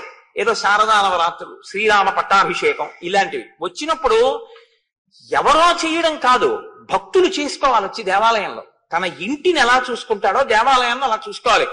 అయ్యా వచ్చే ఆదివారం నాడు మేమందరం వచ్చి దేవాలయం అంతా తుడిచేస్తున్నాం, దులిపేస్తున్నాం అంటే నేను గొప్పగా చెప్పాను అనుకోకండి. మాకు కాకినాడ అయ్యప్ప స్వామి దేవాలయ ప్రాంగణం చాలా పెద్ద ప్రాంగణం, హరిప్రసాద్ గారికి తెలుసు. మేము పెద్ద పెద్ద ఉత్సవాలు చేసే ముందు మేమెవ్వరం కూడా కార్మికుల్ని పెట్టి ఈ పనులు చేయించాం. మేము రేపు కోయిల్ ఆళ్వార్ తిరువంజన్ ఉత్సవ్ అని అట్టపెట్టి అక్కడ పెడతాం. 10 రూపాయల కన్నా ఎవరు వెయ్యొద్దని చెప్తాం. అందరూ తలో 10 రూపాయలు అందులో వేస్తారు. ఈ డబ్బంతా పెట్టి ముందు రోజు సాయంకాలం మా గోపాలకృష్ణ గారు చీపుళ్ళు, చాట్లు, ఆ సామాను తోమేటటువంటి పిండి, ఆ తర్వాత బూజుల కర్రలు ఇవన్నీ తెప్పిస్తారు. నా భార్య ఇంకా కొంతమంది ఆడవాళ్లు కలిసి దేవాలయంలో వంట చేస్తారు. ఒక్క పప్పు, ఒక్క కూర, ఒక్క పచ్చడి. అందరం ఏం చేస్తా అంటే తెల్లమారేటప్పటికీ మాసిపోయిన బట్టలు కట్టుకుని తలపాగాలు చుట్టేసుకుని వచ్చి కూర్చుంటారు మగవాళ్ళు, ఆడవాళ్ళు. కొంచెం పెద్దవాళ్ళు అయితే అమ్మ మీరు దీపపు సమ్మెలన్నీ తోమేయండి, అర్చన పాత్రలన్నీ తోమేయండి, పీతాంబరం పెట్టి మెరిసిపోయేటట్టు సిద్ధం చేసేయండి. పెద్ద ఆడవాళ్ళకి వేసేస్తాం. అమ్మ కొంచెం ఓపిక ఉన్న వాళ్ళు మీరు దేవాలయం అంతా కడిగేసేయండి బ్లీచింగ్ వేసి. ఓపిక ఉన్న మగవాళ్ళు ఆలయ శిఖరాలెక్కి ఆలయ శిఖరాలన్నీ శుభ్రంగా మీరు దులిపేసేయండి. వానరాలు ఎలా ఎక్కేస్తాయో అలా 8 అయ్యేటప్పటికి ఎక్కేస్తారు దేవాలయ ప్రాంగణం అంతా. మొత్తం 100 నుంచి 150 మంది సత్సంగ కార్యకర్తలు ఒక్కొక్కసారి 200 కూడా దాటిపోతుంటారు. మధ్యాహ్నం అయ్యేటప్పటికి ఆలయ ప్రాంగణం అంతా ఎలా ఉంటుందంటే ఒక బూజు కనపడదు. మొత్తం ఆలయం అంతా శుభ్రం చేసి అన్ని తోమేస్తారు. అందరూ స్నానాలు చేసేసి పొడి బట్ట కట్టుకుని వచ్చేస్తారు. మా గోపాలకృష్ణ గారు అందరికీ కూడా చక్కగా పప్పన్నం, కూర అన్నం, ఒక్క పచ్చడి, పెరుగు వేసి పెట్టేస్తారు. అందరం కలిసి ఈశ్వర సేవకులం. గురువు గారు లేరు, శిష్యుడు లేడు, గొప్పతనాలు లేవు, తక్కువలు లేవు. అందరం కూర్చుని సహపంక్తి భోజనం. ఇవాళ ఈశ్వర సేవ చేసుకున్నాం మనం. అందరం కలిసి భోజనం చేసి అందరం కలిసి ఇంటికి వెళ్ళిపోయి విశ్రాంతి తీసుకుంటాం. ప్రతి 4 నెలలకో 5 నెలలకో మా దేవాలయాన్ని మేమే శుభ్రం చేసుకుంటాం. దేవాలయాన్ని ఎవ్వరిని శుభ్రం చేయడానికి మేము ఇవ్వం, మేమే చేస్తాం. కాయిక కైంకర్యం కింద ఆలయాన్ని శుభ్రం చేసుకుంటాం. నేను కూడా అన్నానని గొప్ప కనుకోకండి. నేను కూడా తలపాగా కట్టుకుని అమ్మవారి దేవాలయాన్ని శుభ్రం చేస్తుంటాను. ఇప్పుడు నాకు అదొక చాలా ప్రీతి, పరాశక్తి దేవాలయం అంటే. అందుకని అమ్మవారి దేవాలయం కడగడం, తుడవడం అవన్నీ చేస్తుంటాను. చిన్న చిన్న పిల్లల దగ్గర నుంచి వచ్చి చేస్తారు. అది చేసుకోవాలి. ఈశ్వర సేవయందు ఆ సంతోషం ఉండాలి. అంతేగాని నేనింత మొనగాన్ని నీ చేయడమా అనకూడదు. ఈశ్వర సేవ చేయడం అంటే పొంగిపోవాలన్నమాట. దానికి కోయిలాళ్వార్ తిరువంజన్ అని పేరు. కాయిక కైంకర్యం చెయ్యాలి. అయా పట్టాభిషేకం వస్తోంది, రామచంద్రమూర్తి పట్టాభిషేకం 2 వారాల్లో, ఒక ఆదివారం హరిప్రసాద్ గారు బూజులు కర్రలు తెప్పించండి, మీ డబ్బులతో వద్దు, అట్టపెట్టి పెట్టండి. రూపాయి, 2 రూపాయలు, 5 రూపాయలు మేము వేస్తాం. 10 రూపాయల కన్నా మించకుండా చీపుళ్ళు అవి అన్ని తెప్పించండి, మేము దులిపేస్తాం. ఓ పూటొచ్చి అందరూ దులిపేసి అందరం కూర్చుని చక్కగా రామనామ సంకీర్తనం వినబడుతుంటే అందరం కడుపు నిండా భోజనం చేసి వెళ్ళిపోవాలి. ఎంత ధన్యత అండి అది. నిజంగా పొంగిపోతారు సీతారాములు. నా పట్టాభిషేకానికి ఎలా చేశారో చూడు సీతా పిల్లలని. అంటే మిమ్మల్ని చెయ్యమని నేను ఇప్పుడేం ప్రతిపాదన చెయ్యట్లేదు, ఎందుకంటే అది ఒక ఉత్సాహంతో కూడిన విషయము అని నేను ప్రతిపాదన చేశాను అంతే. నా ఉద్దేశ్యం ఇప్పుడు అలా ఏదో మీతో చేయించే ప్రతిపాదన నేను పెట్టాను అని మీరు అనుకోవద్దు. కాబట్టి ఆయన వినయం కలిగినటువంటి వాడు. నా స్థాయికి పనిచేయడమా అని ఆలోచించరు. అందరూ అన్ని పనులు చేస్తున్నారుగా, హనుమా మరి నువ్వేం చేస్తావు అన్నారు. అంటే స్వామి ప్రభువు ఆవలించినప్పుడు తనకి తాను చిటికేసుకోకూడదు, చిటిక వేయకుండా ఆవలించకూడదు. కాబట్టి మీరు ఆవలిస్తే చిటికేస్తాను. ఆవలింత ఎప్పుడు వస్తుంది? నిద్రపోయే ముందు వస్తుంది. కాబట్టి నువ్వు నిద్రపోయే వరకు నీ కాళ్ళ దగ్గర ఉంటా. మిగిలిన వాళ్ళు ఏం చేస్తారు? బయట పని చేసుకుని వెళ్ళిపోతారు. నీవు ఎప్పుడు ఆవలిస్తావో. కాబట్టి అన్నం తింటున్నా పడుకున్నా నేను ఆ పక్కనే కూర్చుంటాను. ఇంకా మా తల్లి జనకాత్మజ బొత్తిగా హనుమా ఇంకా కూర్చుంటే ఎలాగా? స్వామితో కలిసి ఏకాంత శయనంలో నేను ఉండాలి కదా అంటే వెళ్ళాలంతే. అప్పటి వరకు నీ పక్కనే కూర్చుంటా. ఏమో ఎప్పుడు ఆవలింత వస్తుందో చిటికేస్తాను. కాబట్టి ఇప్పుడు ఆయన స్థాయి చూసుకున్నారా? రామచంద్రమూర్తి దగ్గరికి చేరడానికి అది పనికొచ్చింది బాగా. స్థాయి చూసుకుని ఈశ్వర సేవ చేయకూడదు. నేనంత ఉద్యోగస్తుండండి, నీ మోహం ఈశ్వరుడు ఇస్తే వచ్చింది అది. నేను ఇంత పండితుండండి, ఈశ్వరుడు పలికిస్తే పలికావు. నేను ఇంత ఐశ్వర్యవంతుండండి, ఈశ్వరుడు ఇస్తే అనుభవిస్తున్నావు. ఏమిటవన్నీ ఈశ్వరుడు ఇచ్చిన విభూతులు. ఇన్ని ఉండి స్వామి నేను నీ కింకరుణ్ణి, ఏది బూజుల కర్ర పట్టుకున్న ఆలయాన్ని తులు. అప్పుడు నీ జీవితానికి ధన్యత అంటూ ఉంటే నీ మనవలు నీ పిల్లలు ఇంటికి వెళ్ళి, ఇవాళ నేను ఎక్కడికి వెళ్ళానో తెలుసురా? ఆలయం దులపడానికి వెళ్ళాను రా. కోయిలాల్వార్ తిరువంజనం పట్టాభిషేకం కదూ, గుడిలో కాసేపు ఓ గోడంతా దులిపేసి వచ్చేసాను. గోడలు మేము భాగం వేసేస్తాం, ఈ గోడ నీది, ఈ కిటికీలు నీవి అని. ముక్కులకి గుడ్డలు కట్టేసుకుని మా వాళ్ళు చిన్న చిన్న బ్రష్లు కూడా పెట్టుకుని దులిపేసి, పీతాంబరాలు పట్టుకుని పైకెక్కేసి, కలసలు తోమేసి, వాటర్ జెట్స్ పెట్టి కొట్టేసి, ఈ కుర్రాళ్ళందరూ పైకెక్కేసి కడిగేసి, పెంకుల మీద కూడా పక్షి రెట్ట కూడా ఉండనివ్వరు. శుభ్రంగా చేసేసి శారదా నవరాత్రులు ప్రారంభం చేస్తాం. అలా సంవత్సరంలో ఒక 2-3 పర్యాయాలు చేస్తుంటాం. ఇప్పుడు ఇక్కడి నుంచి వెళ్ళగానే బహుశా ప్రారంభం చేయవలసి ఉంటుంది. ఒకసారి దేవాలయం ఎన్నాళ్ళయిందో వెళ్ళి ఓసారి అందరం కోయిలాల్వార్ తిరుమంజన ఉత్సవం చేసుకోవాలి. అదో సంతోషం. ఆ చేయడంలో ఎంత ఆనందంగా ఉంటుందో తెలుసా అండి. ఆ చేసి అందరం కూర్చుని భోజనం చేయడంలో ఎంత సంతోషమో. తల్లి తండ్రి బిడ్డలు తిన్నట్టు ఉంటుంది. అందుకే నా భార్య ఇంకో 2 కలిసి వండేస్తారు అందరికి. అందరం కలిసి అమ్మగారు వండారు ఇవాళ అన్నం, ఎంత సంతోషమో. మా వాళ్ళకి పెద్ద పెద్ద అధికారులు ఎవరు అలా అనుకోరు. అమ్మగారు అన్నం వండారు, అమ్మగారు పప్పు వండారు, అంతే. ఆ ఆవకాయ, ఆ కూర, ఆ పప్పు అన్నం తినేసి పొంగిపోయి ఒళ్ళు హోనం అయిపోయేటట్టు సేవ చేసేసి ఇంటికి వెళ్ళిపోతారు. ఎంత సంతోషం అండి జీవితంలో నిజంగా అలా ఈశ్వరుడికి సేవ చేయడం. కాబట్టి ఇప్పుడు అది అవాల్మీకంశం అండి. వాల్మీకంలోది కాదు. ఆవలిస్తే చిటికేస్తానన్నది. మీరు మళ్ళీ కోటేశ్వరరావు వాల్మీకి రామాయణంలో చెప్పారు ఇది ఎక్కడుందండి ఈ శ్లోకం అన్న అడక్కండి. అవాల్మీకం కానీ అందానికి నేను చెప్పాను అంతే. కాబట్టి హనుమ, నీవు కేసరి యొక్క ఔరసపుత్రుడివి, వాయుదేవుని యొక్క అంశతో జన్మించినటువంటి వాడివి, స్వచ్ఛంద మరణాన్ని వరంగా పొందిన వాడివి, ఇంత శక్తి కలిగిన వాడివి. సప్తం కేసరిణ పుత్ర క్షేత్రజో భీమ విక్రమ మారుత సౌరస పుత్ర తేజసా చాపితత్సమ.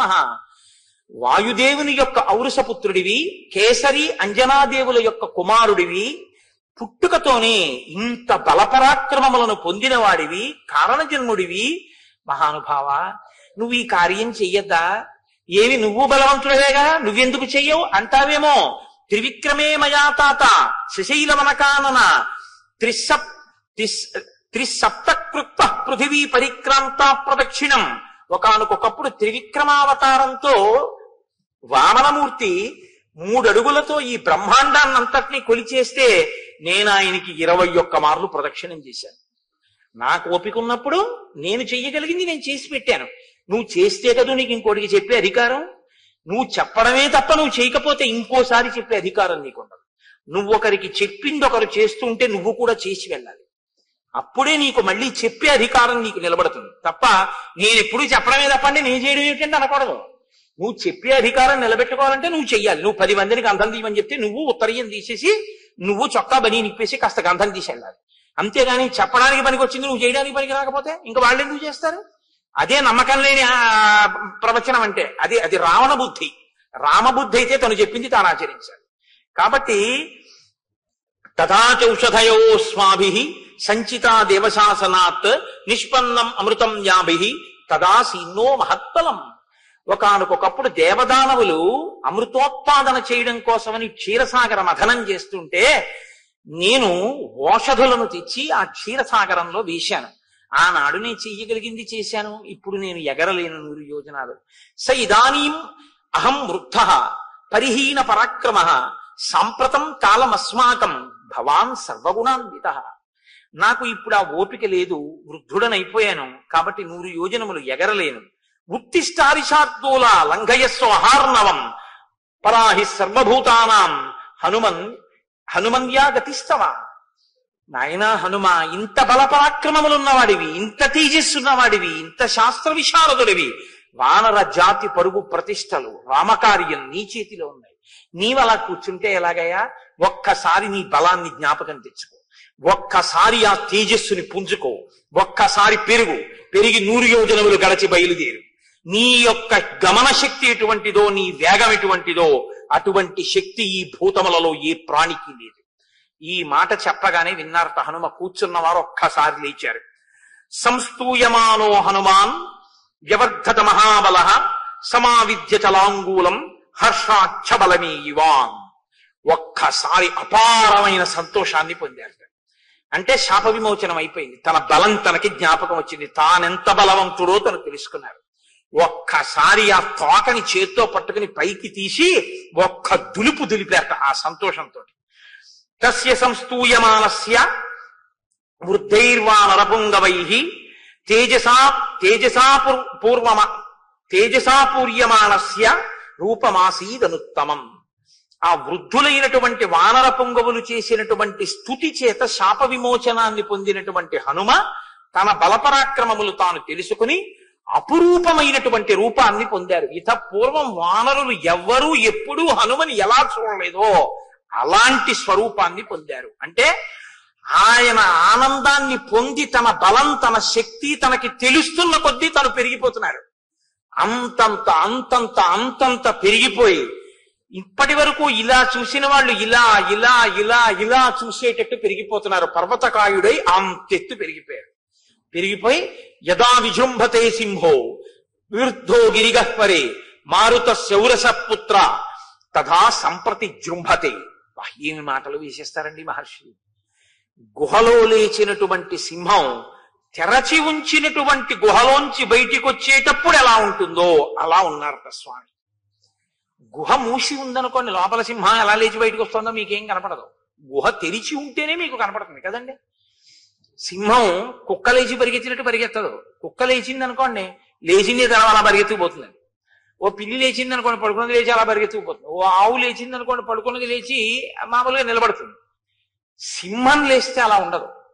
సింహం పడుకున్నటువంటి సింహం కానీ ఇలా తల పక్కకి పెట్టి పడుకుంటుంది. ఇలా పడుకున్నటువంటి సింహం నిద్ర లేవాలనుకుంది అనుకోండి, ఒకసారి కళ్ళు 2 బాగా తెరిచి ఇలా అని ఒక్కసారి గుహంతా కలయ చూసి లేచి నిలబడి ఒక్కసారి ముందు 2 కాళ్ళ మీద ముందుకి సాగి ఒళ్ళు పూర్తిగా సాగతీసి ఒళ్ళు ఒక్కసారి ఆ నడుం ఆడించి తోక దులిపి నాలుక పైకి తీసి పెదవులు 2 నాక్కుని జూలు విదల్చి నోరు తెరిచి ఒక్క గర్జన చేసి అడుగు తీసి అడుగు వేస్తూ బయటికి వస్తూ ఉంటే ఇంకా ఎదురుగుండా ఏ మృగం ఉండడానికి వీల్లేదు. అలా ఉంటుంది దాని టీవీ, దాని నడక. ఆ సింహం ఎలా బయటికి వస్తుందో గుహలో లేచి, అలా హనుమ కూడా ఒక్కసారి అటువంటి స్థితిని పొందారు. అంటే అలా లేచి ఆ ప్రతి కదలిక, ప్రతి పుంజుకోవడం, ఆ తోక జాడించడం, ఆ పైకి పెరుగుతుండడం, అది అపూర్వంగా ఇంతమంది వానరులు మన హనుమే అని ఆశ్చర్యపోతూ చూస్తూ అందరి చేతులు ఇలా కలుసుకున్నాయి. అంత గొప్ప స్వరూపాన్ని పొందుతున్నారు. ఆ ముఖం వంక చూశారట. అశోభత ముఖం తస్య జృంభమాణస్య ధీమతః అంబరీషమివాదీప్తం విధూమయివ పావకః. ఎర్రగా కాలిపోయింది అనుకోండి పెనం, ఎలా ఉంటుందో అలా కాలిపోయిన ఎర్రటి ముఖంలా ఉన్నదట ఆయన యొక్క ముఖ తేజస్సు. పొగ లేకుండా ప్రకాశిస్తున్నటువంటి అగ్ని జ్వాల చాలా గొప్పగా ఉంటుంది. పొగ ఉన్నటువంటి అగ్ని జ్వాలక అందం ఉండదు. పొగ అన్నది లేకుండా అగ్ని జ్వాల కానీ పైకి లేస్తోంది అనుకోండి, నాలుకలు చాపుతాడు అప్పుడు అగ్నిహోత్రుడు. అప్పుడు చూడాలి అందం. అసలు పూర్ణాహుతి అందం అంతా అప్పుడే. అసలు ఆ అగ్ని జ్వాల అలా లేవాలి. అంతెత్తు లేచి నాలుకలతో అందుకుంటాడు పూర్ణాహుతితో ఆయన. అంటే ఇలా నిలబడదు శిఖ, అగ్నిశిఖ నిలబడకుండా ఒక్కొక్కసారి. అందుకే పూర్ణాహుతి చేసేటప్పుడు పెద్ద అరటి దొప్ప వాడతారు. అది చూడండి, ప్రాణి బాగా పొడుగ్గా నాలుక ఉన్నటువంటి ప్రాణులు ఏం చేస్తాయంటే అంత దూరంలో ఉన్నదాన్ని చటుక్క నాలుగు జాపి పట్టుకుంటాయి. అలా పూర్ణాహుతి దగ్గరికి వచ్చేటప్పటికి ఆయనే నాలుకలు చాపుతాడు. కాబట్టి ఇలా ఉన్న అగ్నిశిఖ ఇలా ఇలా ఊగుతుంది. ఊగి నాలుకలు చాపి పుచ్చుకుంటున్నాడా ఆ ఆజ్యధారని అన్నట్టుంటాడు. అలా పొగ లేకుండా పెరిగినటువంటి తేజస్సు ఎలా ఉంటుందో అలా ఉన్నట్టంటే అలా నిలబడి దీపపు ఒత్తి కాలినట్టు కాలడం కాదు, నాలుకలు కదుపుతూ అటు ఇటు ఊగుతున్న అగ్ని శిఖ ఎలా ఉంటుందో అలా ఊగుతోంది. అంటే ఇలా ఇలా శిరకంపనం చేసి ఇలా చూస్తూ ఇలా పెరిగిపోతున్నారు ఆయన. అంత పెరిగిపోతుంటే అభివాద్య హరీన్ వృద్ధాన్ హనుమాన్ ఇదమబ్రవీత్. అక్కడ ఉన్నటువంటి ఆ వానరులందరికీ, వానరుల యొక్క పెద్దలకి ఇంత పెరిగిన వారు నమస్కారం చేశారు. ఇది ఆయన వినయం. ఒక్క నమస్కారం చేసి అక్కడ ఉన్న పెద్దలందరికీ తను చెప్తున్నారు.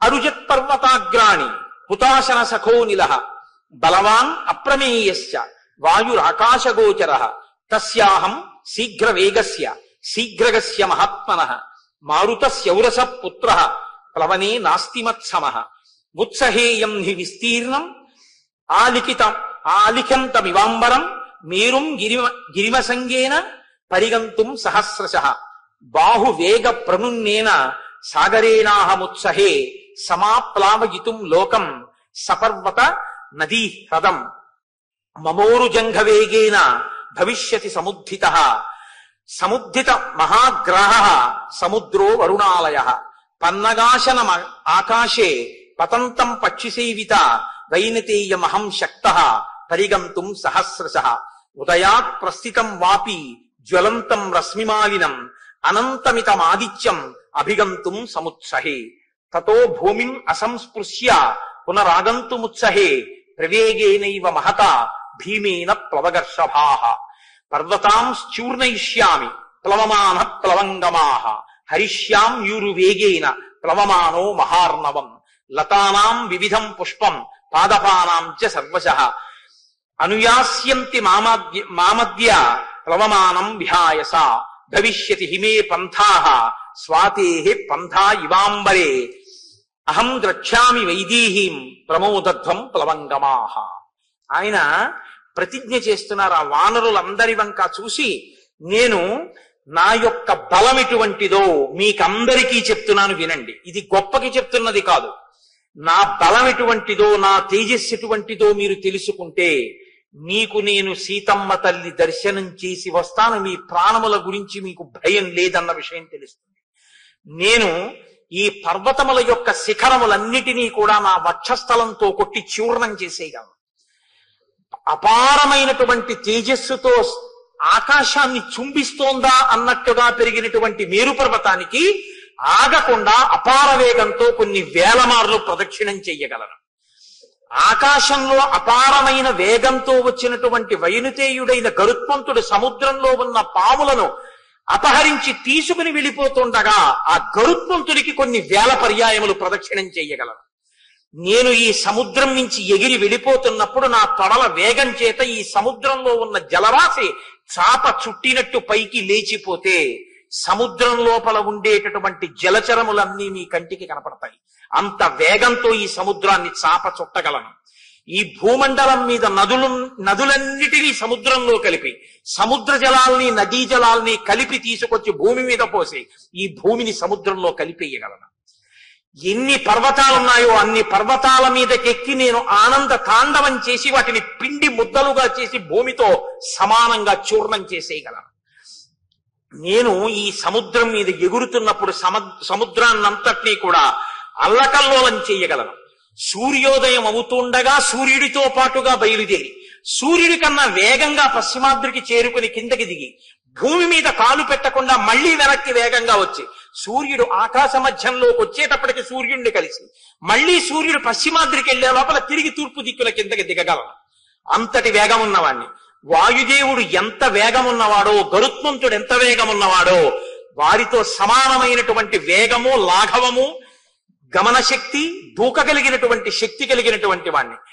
నేను ఇక్కడ నుంచి బయలుదేరి సముద్రం మీదుగా ఎగిరి వెళ్ళిపోతుంటే కొన్ని వేల సంవత్సరముల నుంచి ఈ పర్వతాల మీద పెరిగినటువంటి కూకటి వేళ్లతో ఉన్నటువంటి చెట్లని పెకల్చి నా తొడల వేగానికి నాతో పాటు సముద్రం మీదుగా తీసుకుని పోయి విడిచిపెట్టగలను.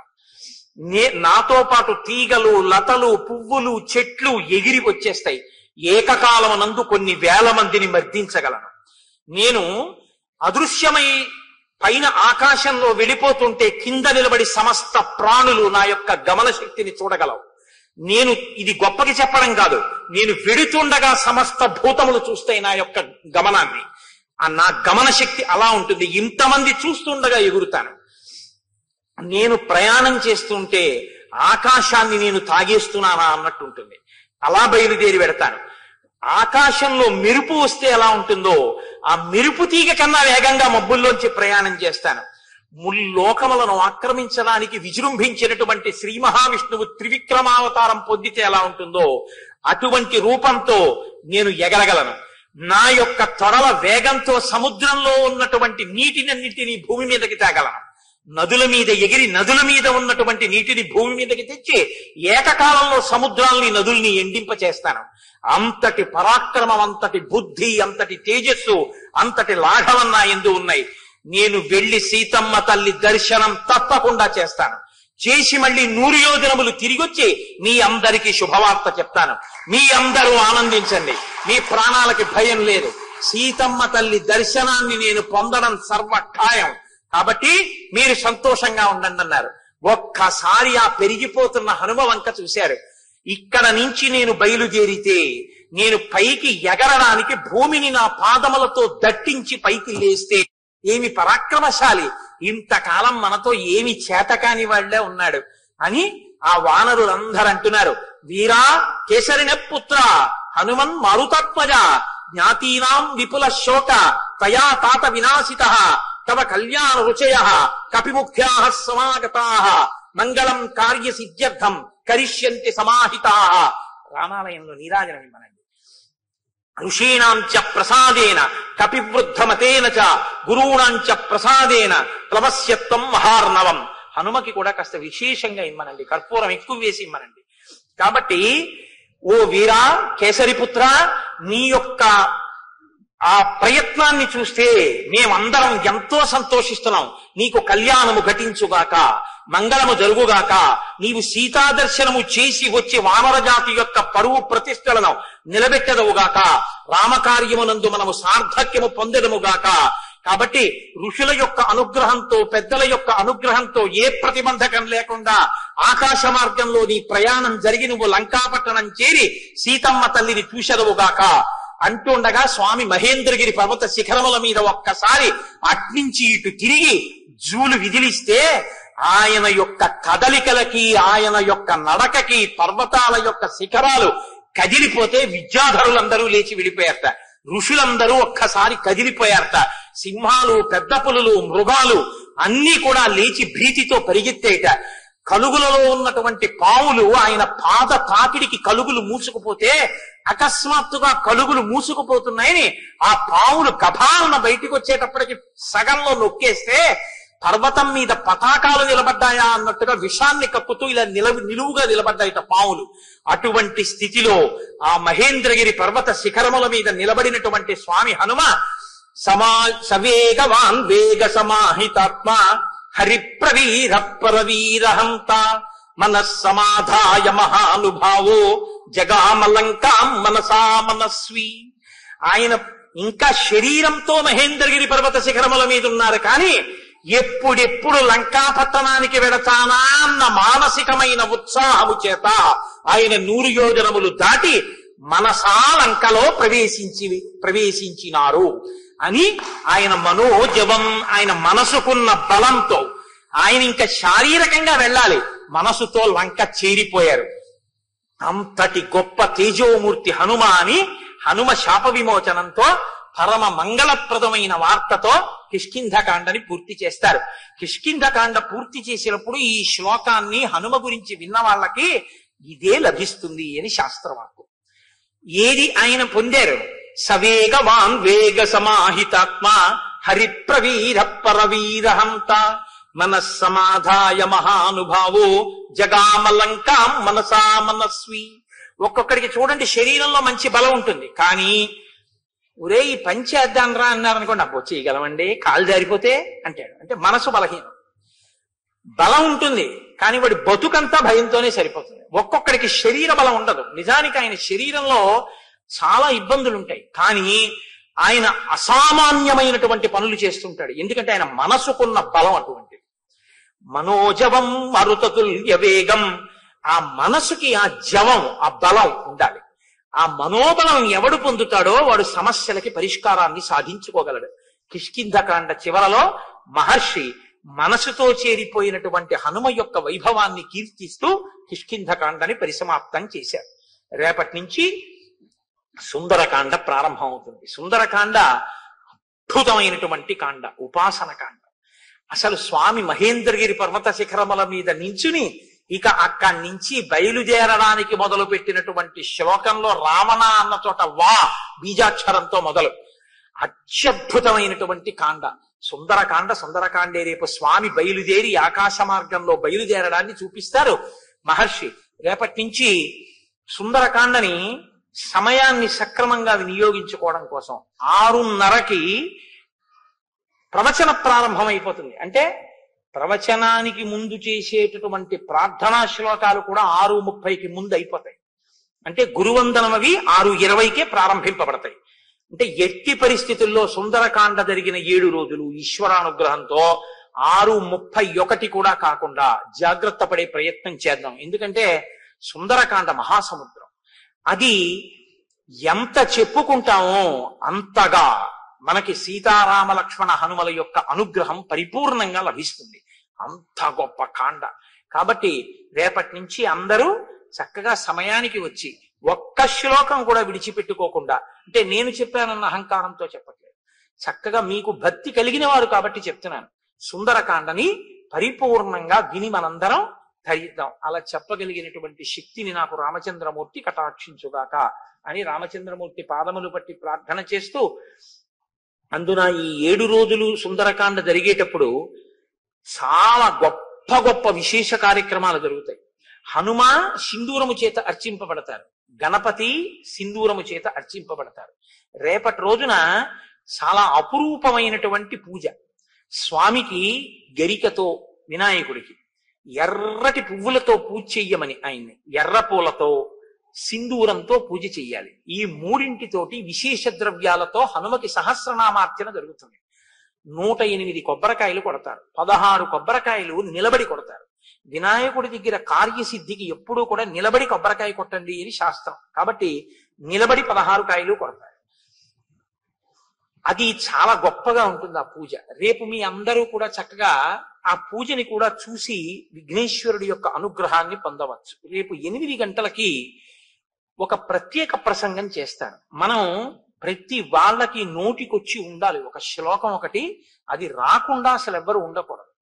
సుముఖశ్చైకదంతశ్చ కపిలో గజకర్ణకః లంబోదరశ్చ వికటో విఘ్నరాజో గణాధిపః ధూమకేతుర్గణాధ్యక్ష పాలచంద్రో గజాననః వక్రతుండ శూర్పకర్ణో హేరంబ స్కందపూర్వజః షోడశైతాని నామాని ఎప్పటే చుణియాదపి విద్యారంభే వివాహే చ ప్రవేశే నిర్గమేస్తథా సంగ్రామే సర్వకార్యేషు విఘ్నస్తస్య నజాయతే.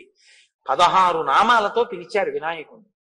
ఎందుకు ఆ 16 నామాలతో పిలవవలసి వచ్చింది, దానికి ఎందుకంత గొప్ప విషయాన్ని ప్రతిపాదన చేశారు.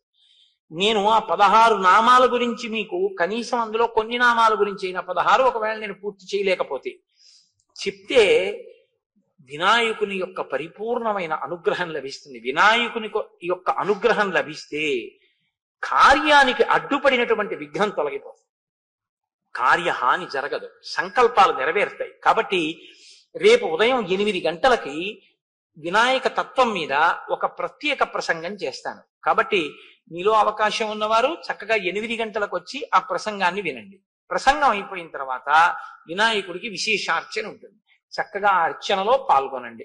మనందరం రోజు రామనామం చెప్తున్నాం, కానీ ఇవాళ ప్రత్యేకించి రామనామాన్ని విడిచిపెట్టవద్దు. ఎందుకంటే కిష్కింధకాండ పూర్తి చేసి స్వామి హనుమకి శాప విమోచనం జరిగి సంతోషంగా ఉన్నారు కనుక రామనామం యొక్క కీర్తన ఎంతో ఆనందదాయకం అవుతుంది. కాబట్టి ఇవాళ నైమిత్తిక తిథి, చాలా గొప్ప తిథి, నృసింహ జయంతి కనుక మీతో నేను ప్రతిపాదన చేసినట్టుగా 11 మార్లు ఇది చెప్పిన తరువాత మనం విష్ణు సహస్రనామ స్తోత్రాన్ని, లక్ష్మీ అష్టోత్తరాన్ని పఠించి ప్రసాదం స్వీకరించి చందన చర్చితుడైనటువంటి స్వామి దర్శనం చేసుకుని తరించి వెడదాం. ఆయన చల్లబడతాడు. ఇవాళ చందనం తగిలితే చల్లబడిన మూర్తిని చూస్తే మన మనసులు చల్లబడతాయి. అంటే మన కోరికలు తీరుతాయి. ఏవి మన కోరికలు తీరితే మంచిదో ఈశ్వరుడు తీరుస్తాడు తప్ప నేను అమెరికా అధ్యక్షుడిని అయిపోవాలని చూశానండి, అవలేదేమన్నా అలాగా తెలిసిందా. దారి నుంటిగ నడచు వారికి తోడు నీడే రామనామము,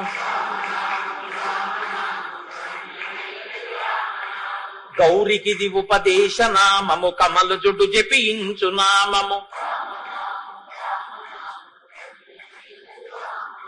వాదభేదాతీత మగు వైరాగ్యమే శ్రీరామనామము,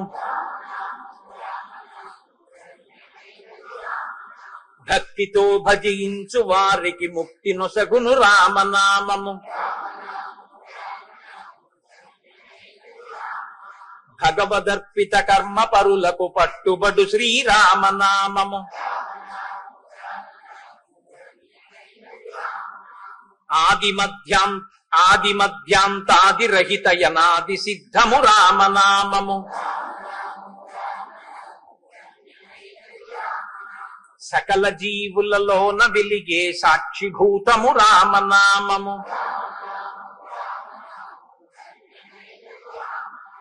జన్మ మృత్యు జరాది వ్యాధుల చక్కబరుచును రామనామము,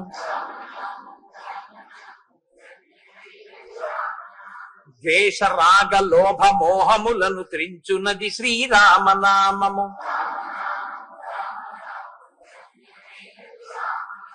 ఆంజనేయుని వంటి భక్తులకు ఆశ్రయము శ్రీరామనామము,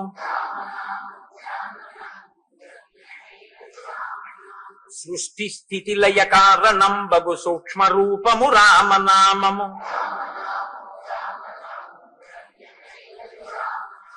శిష్ట జనముల దివ్య దృష్టికి స్పష్టమగు శ్రీరామనామము,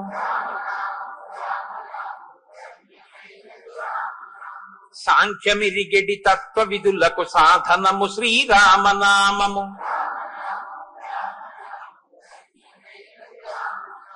యుద్ధమందు మహోగ్ర రాక్షస యాగధంసము రామనామము,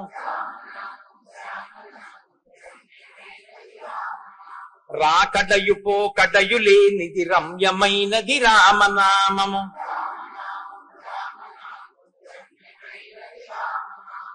ఆత్మ సంయమ యోగ సిద్ధికి ఆయుధము శ్రీరామనామము,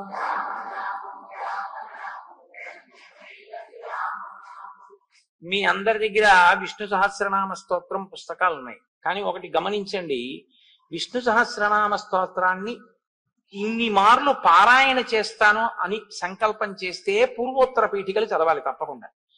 అలా కాకపోతే క్షీరోధన్వత్ ప్రదేశే దగ్గర మొదలుపెట్టి వనమాలి గదీశాంగి వరకు చదివితే సరిపోతుంది. కాబట్టి ప్రార్థనా శ్లోకాలంటే మేఘశ్యామం పీత కౌశేయవాసం శాంతాకారం భుజగశయనం అవి కూడా చదువుతాం. కాబట్టి మీరు ఆ ఒరవడిలో చదవండి. నేను చదువుతుంటాను, నాతో కలిపి చదివేయచ్చు. మీ అందరికీ విష్ణు సహస్రం వచ్చిందే కాబట్టి అది నేనని మీరు అనక్కర్లేదు. కానీ ఇది శృంగగిరి పీఠం.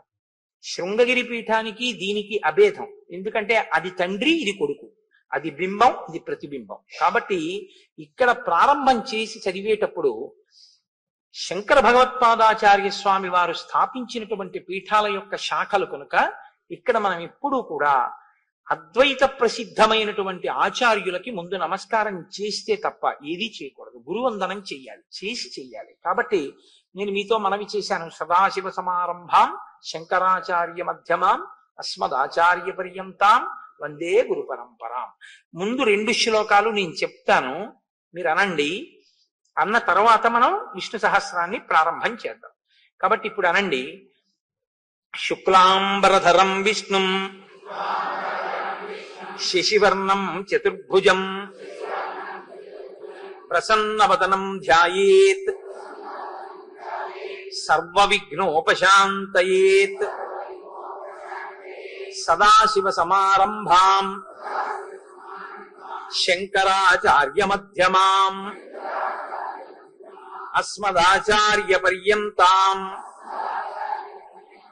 వందే గురు పరంపరాం. వేరొక మాట అనండి, అది 2 మాటలు అనాలి, ఒక సూర్యోదయం నుంచి ఇంకో సూర్యోదయం లోపల అని. కాబట్టి సదాశివ సమారంభాం శంకరాచార్య మధ్యమాం అస్మదాచార్య పర్యంతాం వందే గురు పరంపరాం. దీంతో